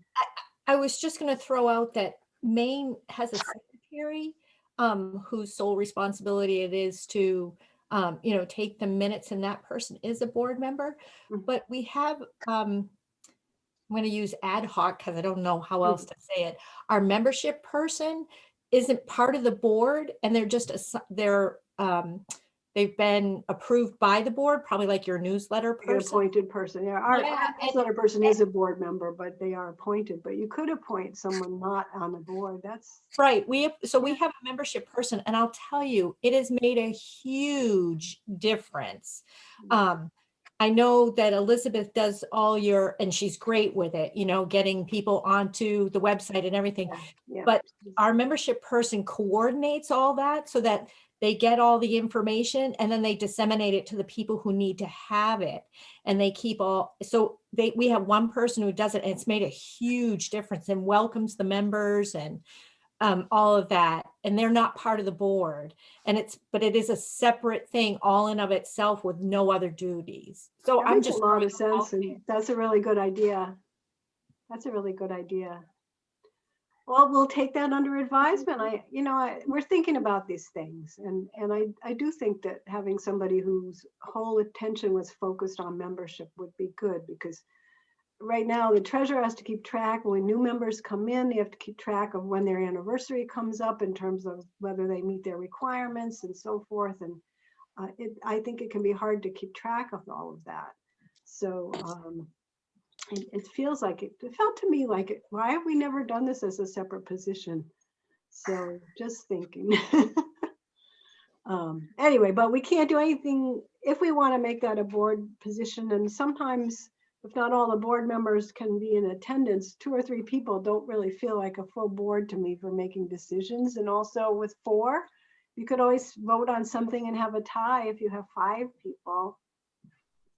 You know, just felt like maybe it would be better. So anyway, something to be thinking about, and we can't do anything about that anyway until we first have to vote on the bylaws next month. But we still have then May, we have still from April, we have April and May for tweaking things, or if we want to propose any more candidates, or we talk to the nominating committee and so forth before the elections come up in June. But I like the idea that the board could appoint a membership person and they don't have to be on the board. That's a very smart way to handle that. So something for probably the new board to think about. Okay. Old business. Because of the bylaws, I'm going through all kinds of reams of old stuff that I have been given in our records. And 2 things that caught my attention as I was going through. One of them was, and this may be too out of date now, but back in 2009, we either had a list of people that had blogs that are bloggers. I mean, some of us still blog. You know, Deb blogs, and she's really good about letting us know when she does, and the rest of us not so much, but some of the rest of us do blog also. But we had a bloggers list for the group. And I don't know if there was interested in reviving that, because I have no idea what happened to it, and it certainly wouldn't be up to date, but that's something we might want to reinstitute just as one of our member resources, or just, you know, to support each other in our activities. The other thing, and this might be of more interest, we had a speakers bureau. Now, I found that back in 2015, so that was only 5 years ago. We had a speakers bureau, which was members of our group that are available to speak. And it was a list that we could share with libraries or other organizations that are often looking for programming, where we can supply them with speakers from among all of you. And I guess, you know, we'd need to update that speakers bureau. You'd need to indicate what topics you are available to speak on, or workshops that you give, and so forth. I mean, it's also true for our fellow writing groups. A lot of us do workshops and things, and often we sort of switch around. It's like some of the workshops that I've given for you guys, I've also was invited to do them for NEC. And one of the workshops I did for the last NEC conference a few years ago is the one I'm supposed to do for the Maine retreat. So, you know, all these kinds of things, it helps you with your visibility as authors. It helps you, which we theoretically should help you sell books, but also can be very helpful to the local libraries or other places that may be looking for programming once the pandemic is over and things get back to normal. But still, we could be preparing for those times if we rebuilt our speakers bureau and made it available. We could even just send it out to groups and, you know, say we have these speakers available on these topics, and then they could let us know. So I just want to throw these, I'm not asking for decisions or anything. I'm just think about these things, and hopefully in April we can revisit them and maybe make some decisions. Or I could just let it go and we could let the new board do it. But anyway, so we'll see how that works out. But things to think about in the meantime. We already had our workshop. So was it Mary Lee wanted to talk a little bit about today's speaker? I think that's pretty much it. Anyone else have anything for the regular business meeting? I think, oh, Janet, yeah, go ahead. Yeah, I just wanted to know if folks were interested in brainstorming at all. We did some of that at the retreat, which seemed to be helpful. And I didn't know if, you know, people might be interested in getting together on Zoom in between meetings, just whoever might need it, to do some brainstorming. It's a nice idea. I could use that. I'm always up for it. Yeah. All right. Okay, well, I will post something to start a discussion then. One thing that, well, that reminds me that one of the things, boy, I can't even remember what it was. Once my brain is fried. I think I'll save that for the next meeting. There's something that we sort of dropped the ball on, an idea that we were going to think about, and I need to go back and look at the minutes to see what it was, because right now I can't think of it. It wasn't brainstorming, it was something else. I think it was beta readers, maybe. Beta readers, that's what it was. Thank you, Terry. That's what it was. We haven't really done anything about trying to organize that. Everybody thought it was a great idea, and then that's as far as we got. You know, creating a list of people who are willing to be beta readers and what genres or subgenres they were willing to beta read for. Doesn't sound like it's kind of like a spreadsheet. It doesn't sound like it'd be too hard to organize, but what we need is somebody who's willing to organize it. So we have some projects that might be things for people to volunteer for. We'll try to make that a little bit more organized and we'll move forward. But right now, the most important thing is to get some candidates for our slate and to make the nominating committee not have to work too hard. They were kind enough to give their time for this, so we appreciate it. Okay, I am going to say that we are at the end of today's meeting. I'm going to leave the recording running in case our discussion of today's speakers material is helpful to people who missed it. So I'm not going to shut down the recording at this point. So yeah, let's talk about it. She gave us a lot of information and she gave it to us really fast. And it was like, wow. But I felt like a lot of it was really helpful. I don't know about the rest of you though, but there are days when I just feel like, oh man, all of the business side of what we do, the advertising, the promotion, the try to get your book visible on Amazon, it's so much work. So much work. It just starts to feel overwhelming.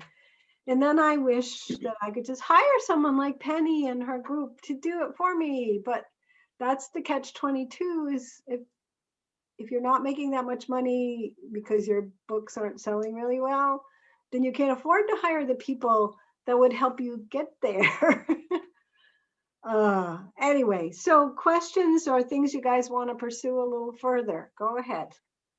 Well, I'm mostly asking Christine's question about this back end adding the categories. First of all, I never even knew we could go beyond 2 categories. So this is a whole new world. So I will concentrate on doing that.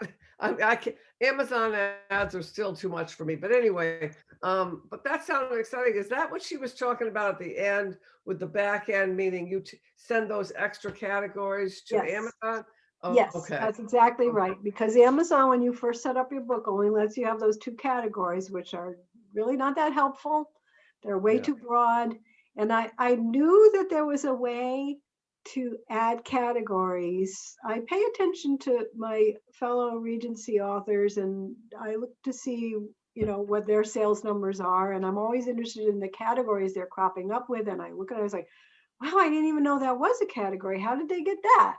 So, and I didn't know until today how to do that. So this was, even that one thing alone was worth its weight in gold to me today. And I agree, Mary Lee, I think that's really super important. And that's one thing that's not too overwhelming to try to do, except you got to invest the time to find and create those strings of keywords in those categories and so forth. Nina? My question was, and part of it was because I came in late and was just trying to catch up because like you said, she was talking so fast, but when she was trying to search, first of all, I couldn't figure out how she got to the Kindle store. Like I get to it, but like she seemed to find an easy way to get to it. And I didn't get that orange button. Like I couldn't figure out, like she didn't point to where she went. But then once she was there, the only way that I have found categories, like she seemed to find them much faster.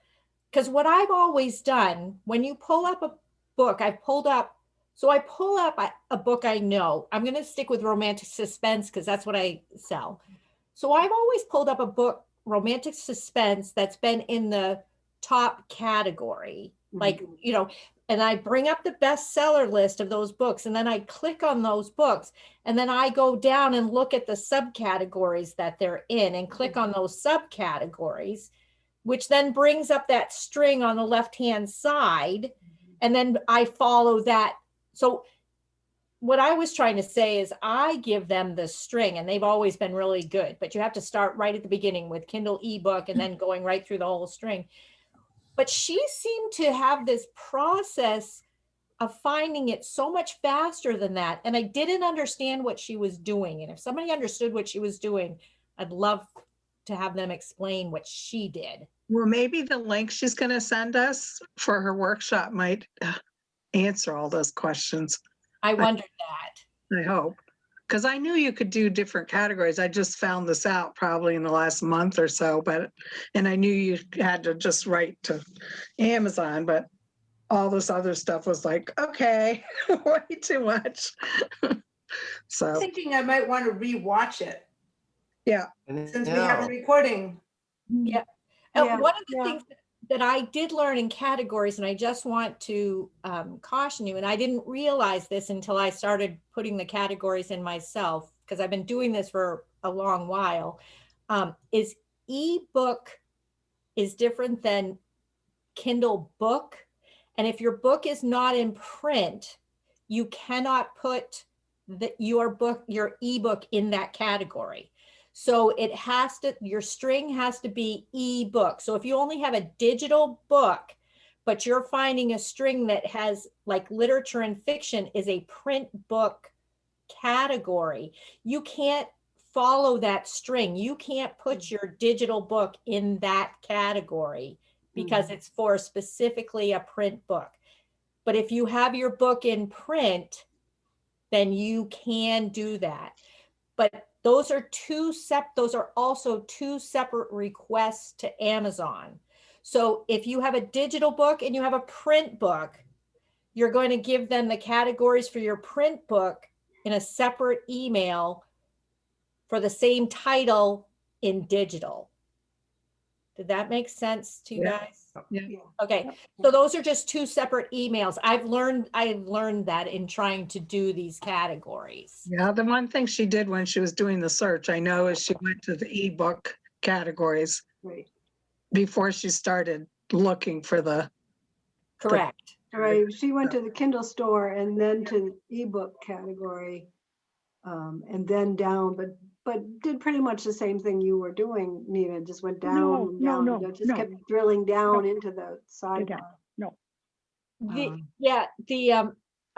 But if you have a print book, it's worth it to go into, instead of Kindle ebook, you go into Kindle book.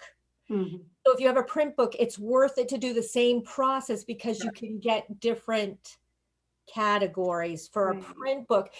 But because they're on the same page, if you have a print book and a digital book, those will meld. I was going to ask that. Yeah. Yes, Because those will usually, meld. sometimes you have to ask Amazon to link your print copy and your ebook copy, because usually they pick it up, but not always. Right. Yeah. Also, I think that once we set everybody up with access to the wonderful video that she promised us, I think she said it goes into more detail, some of the things that she had to skim through quickly, to introduce to us.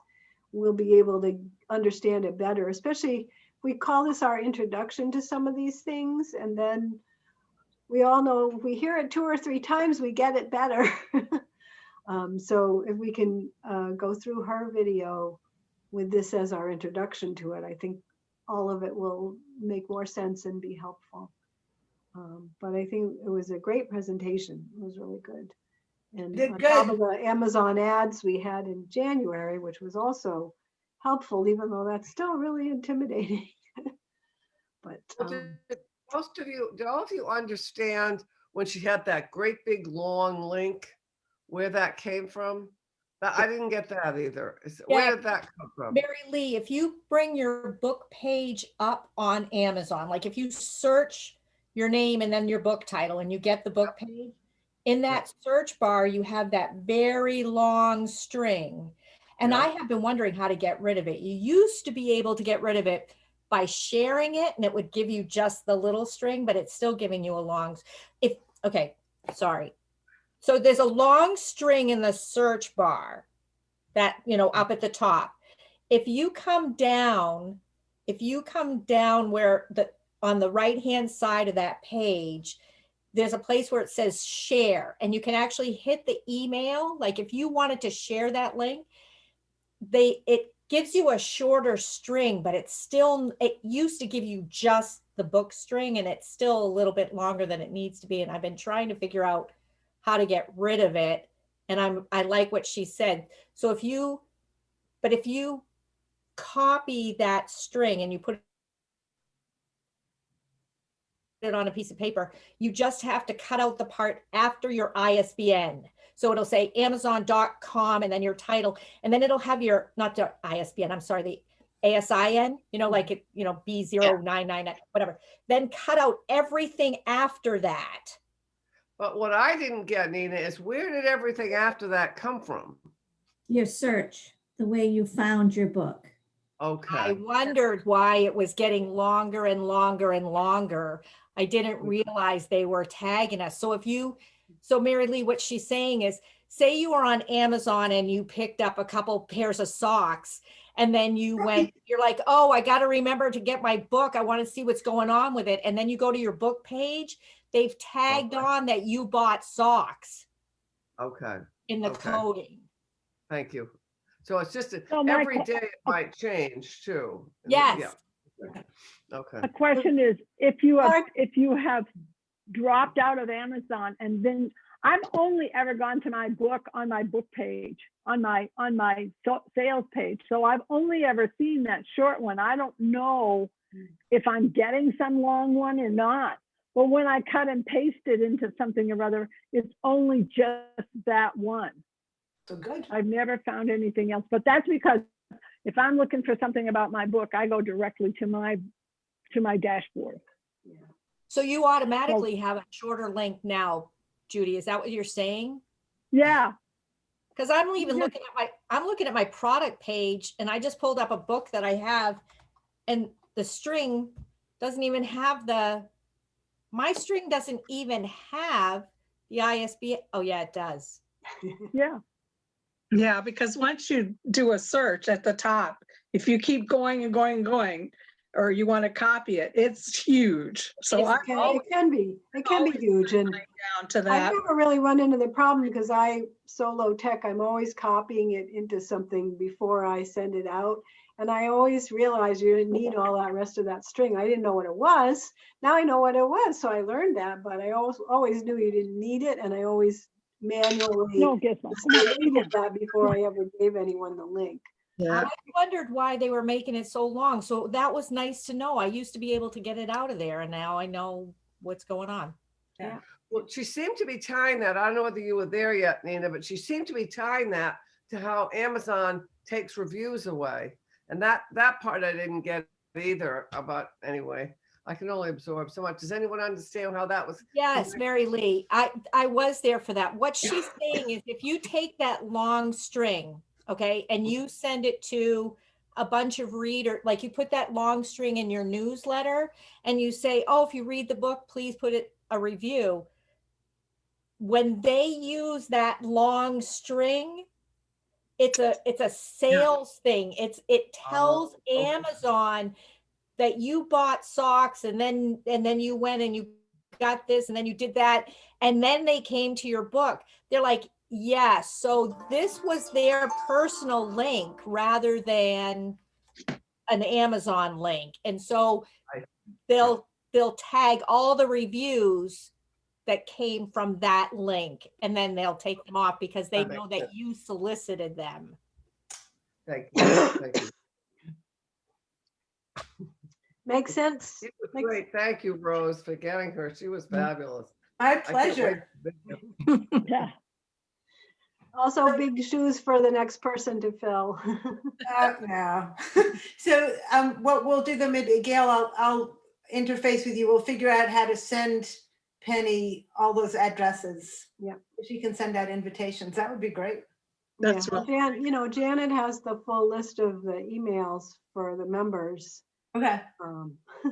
So we use it for the newsletter, so it shouldn't be too hard. As long as we might need to get everyone's permission before we share. I think so. Maybe we can send out an email to everyone telling them what we're offering them, and then anyone that wants to opt out can let us know. Yeah, that would be opt best. out rather than give permission. Oh yeah, opt out rather than opt opt in. Yeah, right. Trying to get 38 people all in answer. I know. You can also send the link, BCC, so it's blind copy to everybody, so everybody's email isn't on, so you're not getting anybody else's email but yours, and you can't reply all to it. Right. Yeah. So I'm just saying, are we finished with the categories? Because I had a question about keywords. Yeah. But I didn't want to. I think so. Okay. She was talking about the keywords, which are those 7 boxes on your, in KDP for people that are self-published. And she was talking about word strings, which I was aware of too. And you can fit, I don't know, like 122 characters in each one of those boxes. So it's not just 7 words, it's 122 characters. But one of the things I wanted to ask her, and I'm not sure, this is where I came in and she was kind of talking already that I didn't understand. if I have a romantic suspense mystery, do I also want to put romantic suspense thriller, or can I put romantic suspense mystery thriller? And that's still a string. She said she likes 15-word strings, but you can't usually fit 15 words. Did anybody catch what she was doing I don't there? think it was 15 word strings. I think it was 15 keyword strings. So 15 separate strings. Right, yeah, I'm looking back at my notes and that 15 was, that's how many keyword strings she wants to have, 15 of them. But you Now, they only have give you 7 7 boxes. boxes, so I'm not sure how you Because could use because them you all. It didn't mean you would use them all necessarily on Amazon. But that you when can you're creating the strings of keywords for your book, you should try to come up with at least 15 to use for whatever and wherever you're going to be I using thought them. you said 15. but that's why she can use Maria them in said the something you to say. Yeah, I'm go sorry. ahead. It's just like you don't have only those boxes, like you have the 7 boxes, but then you can use keywords everywhere in the description. When she was saying back end matter, when you go to your author central and you use like, about the author and you put your interview there, you throw the keywords. I write romantic suspense thriller, and then it's there and it's on your page, and it will bring people to your page. So you find these strings, even if they are so long, and you just fit them wherever you can on your page, not only in the boxes. Okay, I did understand that she wanted to sit in your description. And the author interview, that was a new thing. I've never put an author interview in those editorial things. Because that's where you can also use those strings. Right. I think it was important, she said, to use those strings and have them match, so Amazon will keep picking them up in all these different places. And I thought that was a really important concept, which would never have occurred to me.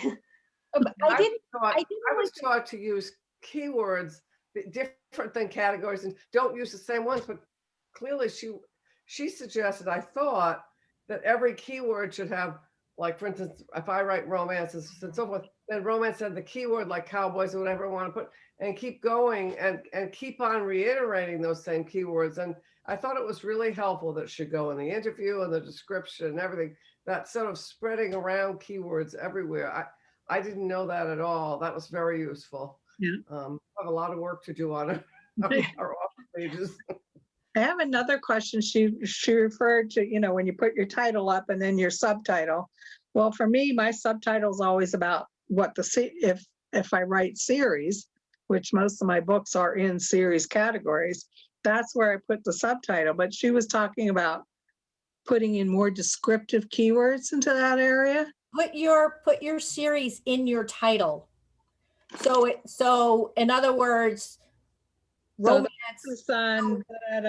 lovely romance, book 1 of the, your estate series. Right. And then in your subtitle, you can put, because that goes in the, and you can look at other people's book pages, and the subtitles go in parentheses. So you can put, like mine says, a gripping psychological thriller with a serial killer.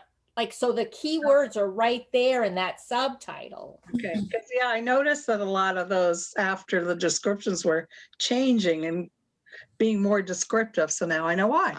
I noticed that trend also more and more. And one of the things I run into with the Regency, of course, is I write sweet. I don't like to use the term clean, because to me that infers that the hot, steamy Regencies are dirty, and it's not fair, and I don't like it. But it's one of the things that the readers like. Yeah, I've been seeing more and more people using in their subtitles a clean Regency romance, and I'm like, ooh.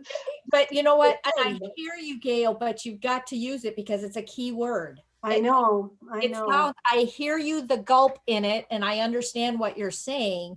But clean it, and make sure clean and wholesome is in your keywords. Clean, wholesome, both should be in your keywords. Yeah, I realize I have to, but I kind of hate to make it the actual subtitle of the book.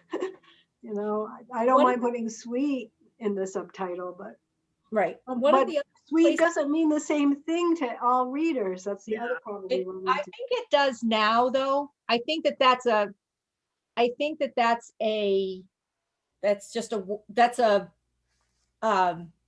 search word. I think people will actually search now clean, wholesome, historical romance. Yeah, you- they do. But the problem with sweet is that I see that used to be pretty mean the same thing. And now I see it being used more broadly, more and more to encompass stories that may have sex in them, but that don't have dark elements or, that, aren't intensely emotional or things like that. And I was like, well, then the more broadly it spreads, the more it doesn't help the reader know what you mean when you say you're writing sweet. So Yeah, I have several sweet stories.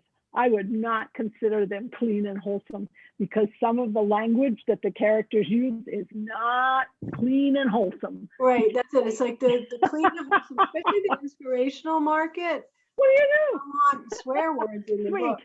Yeah. I think clean and wholesome, though, as a reader, and I'm going at this from a reader, means no sex. Yeah. On the page. So sweet to me means that it could have that they go into the bedroom and they're that they're sweet, that there could be some heavy petting and sweet. Yeah.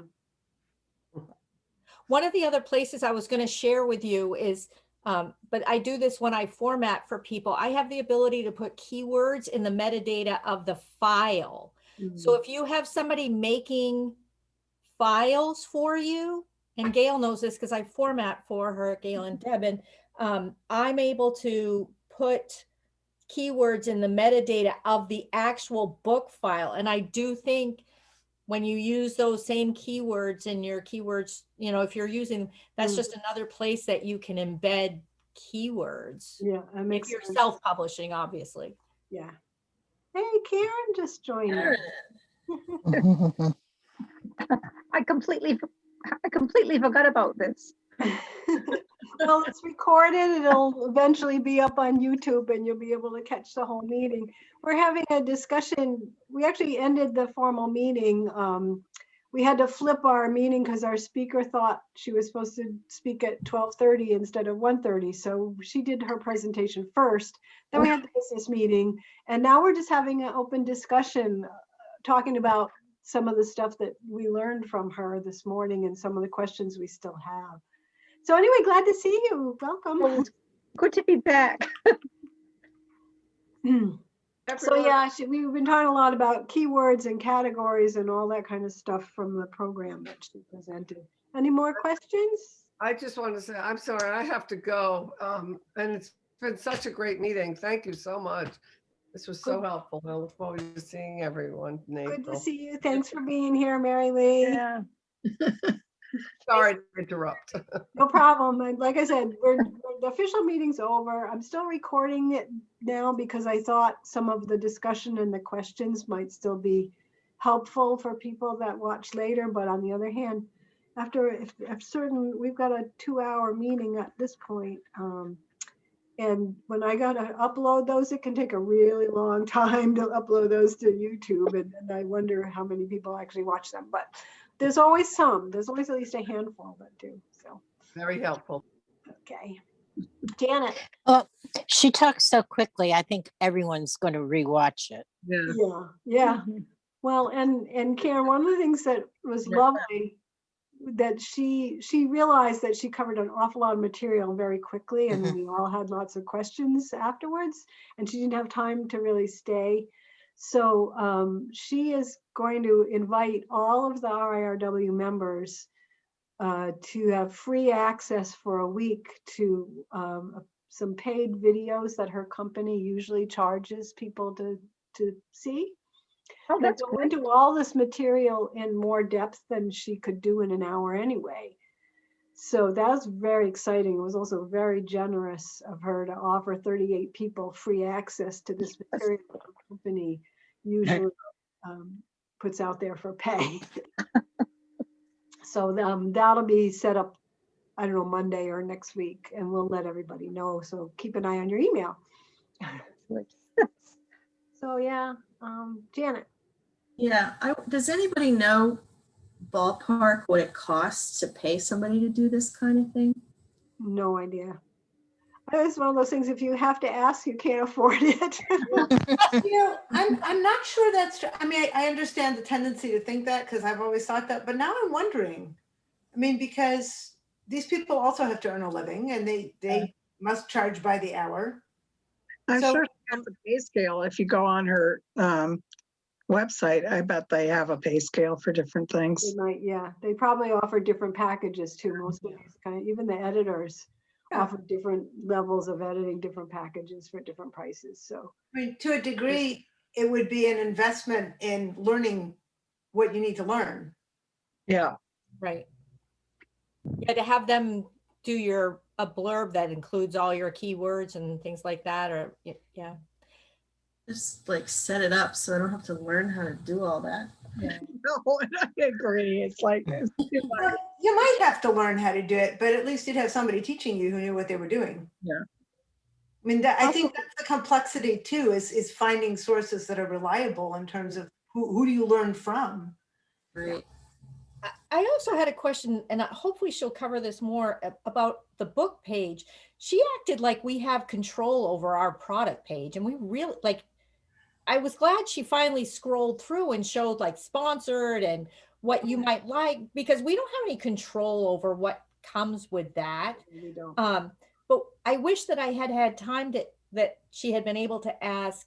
We can put in that author interview into the editorial. I mean, we have a lot of control from Author Central, and I get that.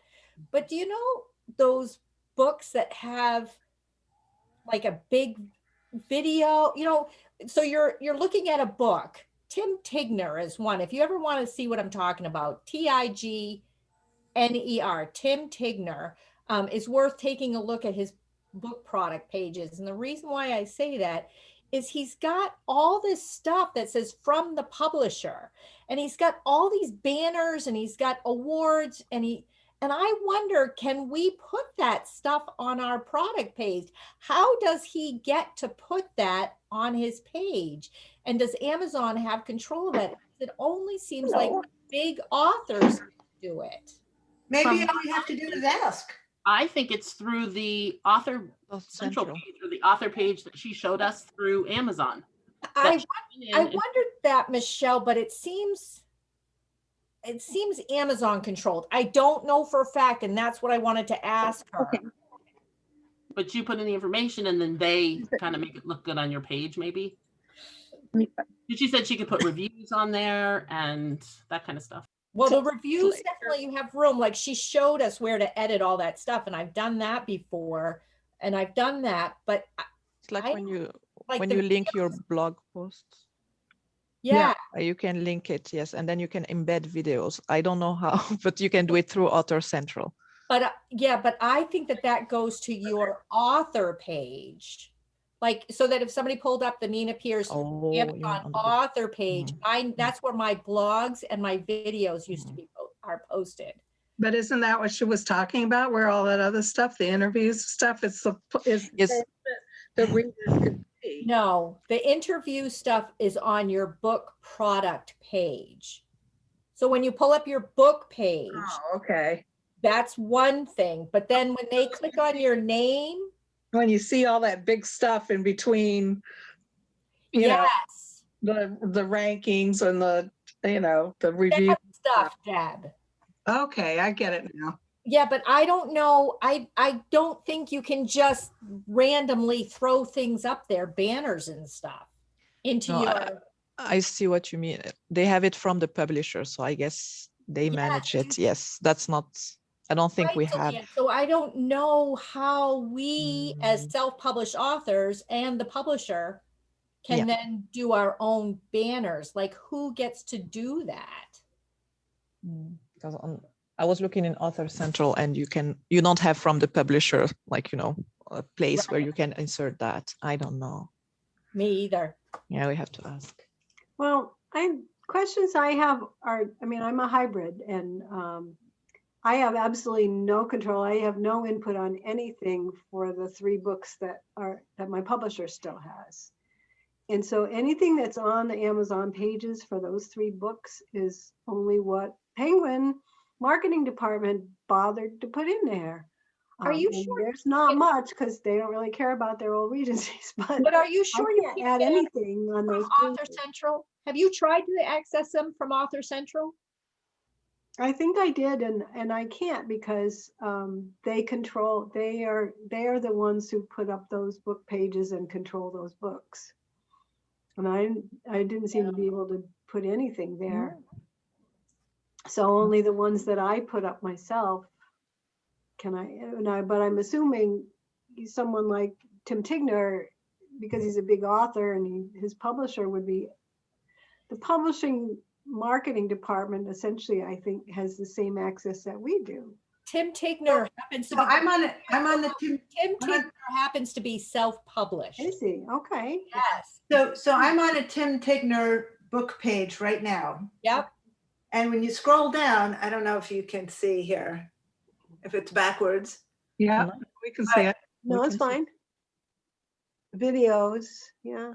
Yeah, he has a ton of stuff. So you could just load something up there. I would think you could just load that stuff. Yeah. Yes, that's on his page, but or is it on the book page? That's on the book page. I just picked a book at random. Yeah. That's why I gave it just so you could see. Like he has a ton of stuff, and he is self-published. Okay. All right. We should all go and study what he did and try to figure it out. It's homework assignments. I have to sign off, but it's been wonderful. Looking forward to studying it all with you guys. Thank you. I have to go also. Nice seeing you. Nice to see you. It's been great because it's clarified a lot of questions that I had during the presentation. Yeah. So I appreciate Did we lose Karen too, Karen Higby? Because I never even had a chance to say hi. She hadn't been able to make a meeting in a while. I think she just signed off too. Yeah, she just said bye. Yeah. I wasn't sure she was saying bye to Ruth, but I think she was Oh, saying no, bye to all of us, and she signed off. And I felt bad because I was so pleased that she actually made the meeting today. She hasn't been able to make most of them. So we did pretty good. We had 16 people today. That's, we've had anywhere from 10 or 12 to 16. 16 is about the most. We've had 16 before, but not lately. So that was really good. That is good. It's nice to just be able to chat. It feels more like we're having a real meeting when we just hang around after the meeting and talk to each other. But unless we have more questions, I think a lot of these questions will either the video that she's going to make available to us or rewatching her presentation. She went so fast. You can start. Also, she gave us her email. Back when you watch the video, you'll be able to do that. So She did give her email, which was very generous of her as well, and I think she would be very willing to answer questions directly. I think she would. Yeah. Yes. She was lovely. She felt really bad that she mistook what time she was supposed to speak. So she's really bending over backwards to be nice to us. Plus, we're all potential customers, so Yes. Yeah. But compared to what she often gets paid, what we're paying her is not that much. So, but we, then generous use their services, so makes sense. But it is very nice. Yeah, so it's good. So I don't know if the nominating committee want to still put our heads together for a few minutes. I think we should. All right. Thank you for whoever set this up. That was wonderful. Thank you. It was a I have great some- meeting. I have somebody at the door, Anita. We'll stay. We'll wait. Bye. Okay, bye. Bye. Bye. Bye. And everybody Good to else. see you, Christine, it was good to see you too, Chrissy. I know you haven't been able to make a lot of meetings. Everybody. You Bye. missed you at the retreat. I know, but I couldn't not go. Oh, Getting absolutely. No, venue we understood shopping. entirely. There are priorities and family always comes first. Absolutely. That's right. That's right. I can't wait till we can meet in person. Oh, all of us feel that way so much. I just don't think it's going to happen probably Probably until till the summer. fall. So, next September. Hopefully starting in September, things will be back to more normal again. And that would be so nice. All right. Well, see everybody. Take care. Bye-bye. Bye, Chrissy. Bye-bye. Bye. All right. Well, and I probably should, the rest of us should get out too and just leave the Bye. nomination committee. You guys know where I stand. The only thing I'll mention, Anita, is, and Janine didn't make it to today's meeting, but Janine had emailed to offer to help Tina. Okay. You're muted, but I'm just throwing her name out to you as a possible person to approach. You know, she's been president, she's been program chair before. Whether she would be willing to do any of those again, I don't know to what level Janine is ready to jump back in, but she's excited about getting involved again in some capacity. Okay. So be worth talking to her anyway. And Okay. then there's Janet's not going to be a newsletter editor anymore. So there's always possibilities that she would do something else. So other than that, there's nobody that I'm aware of that I should bring to your attention. So Okay. that's the only help I can offer. And I'm going to stop the recording.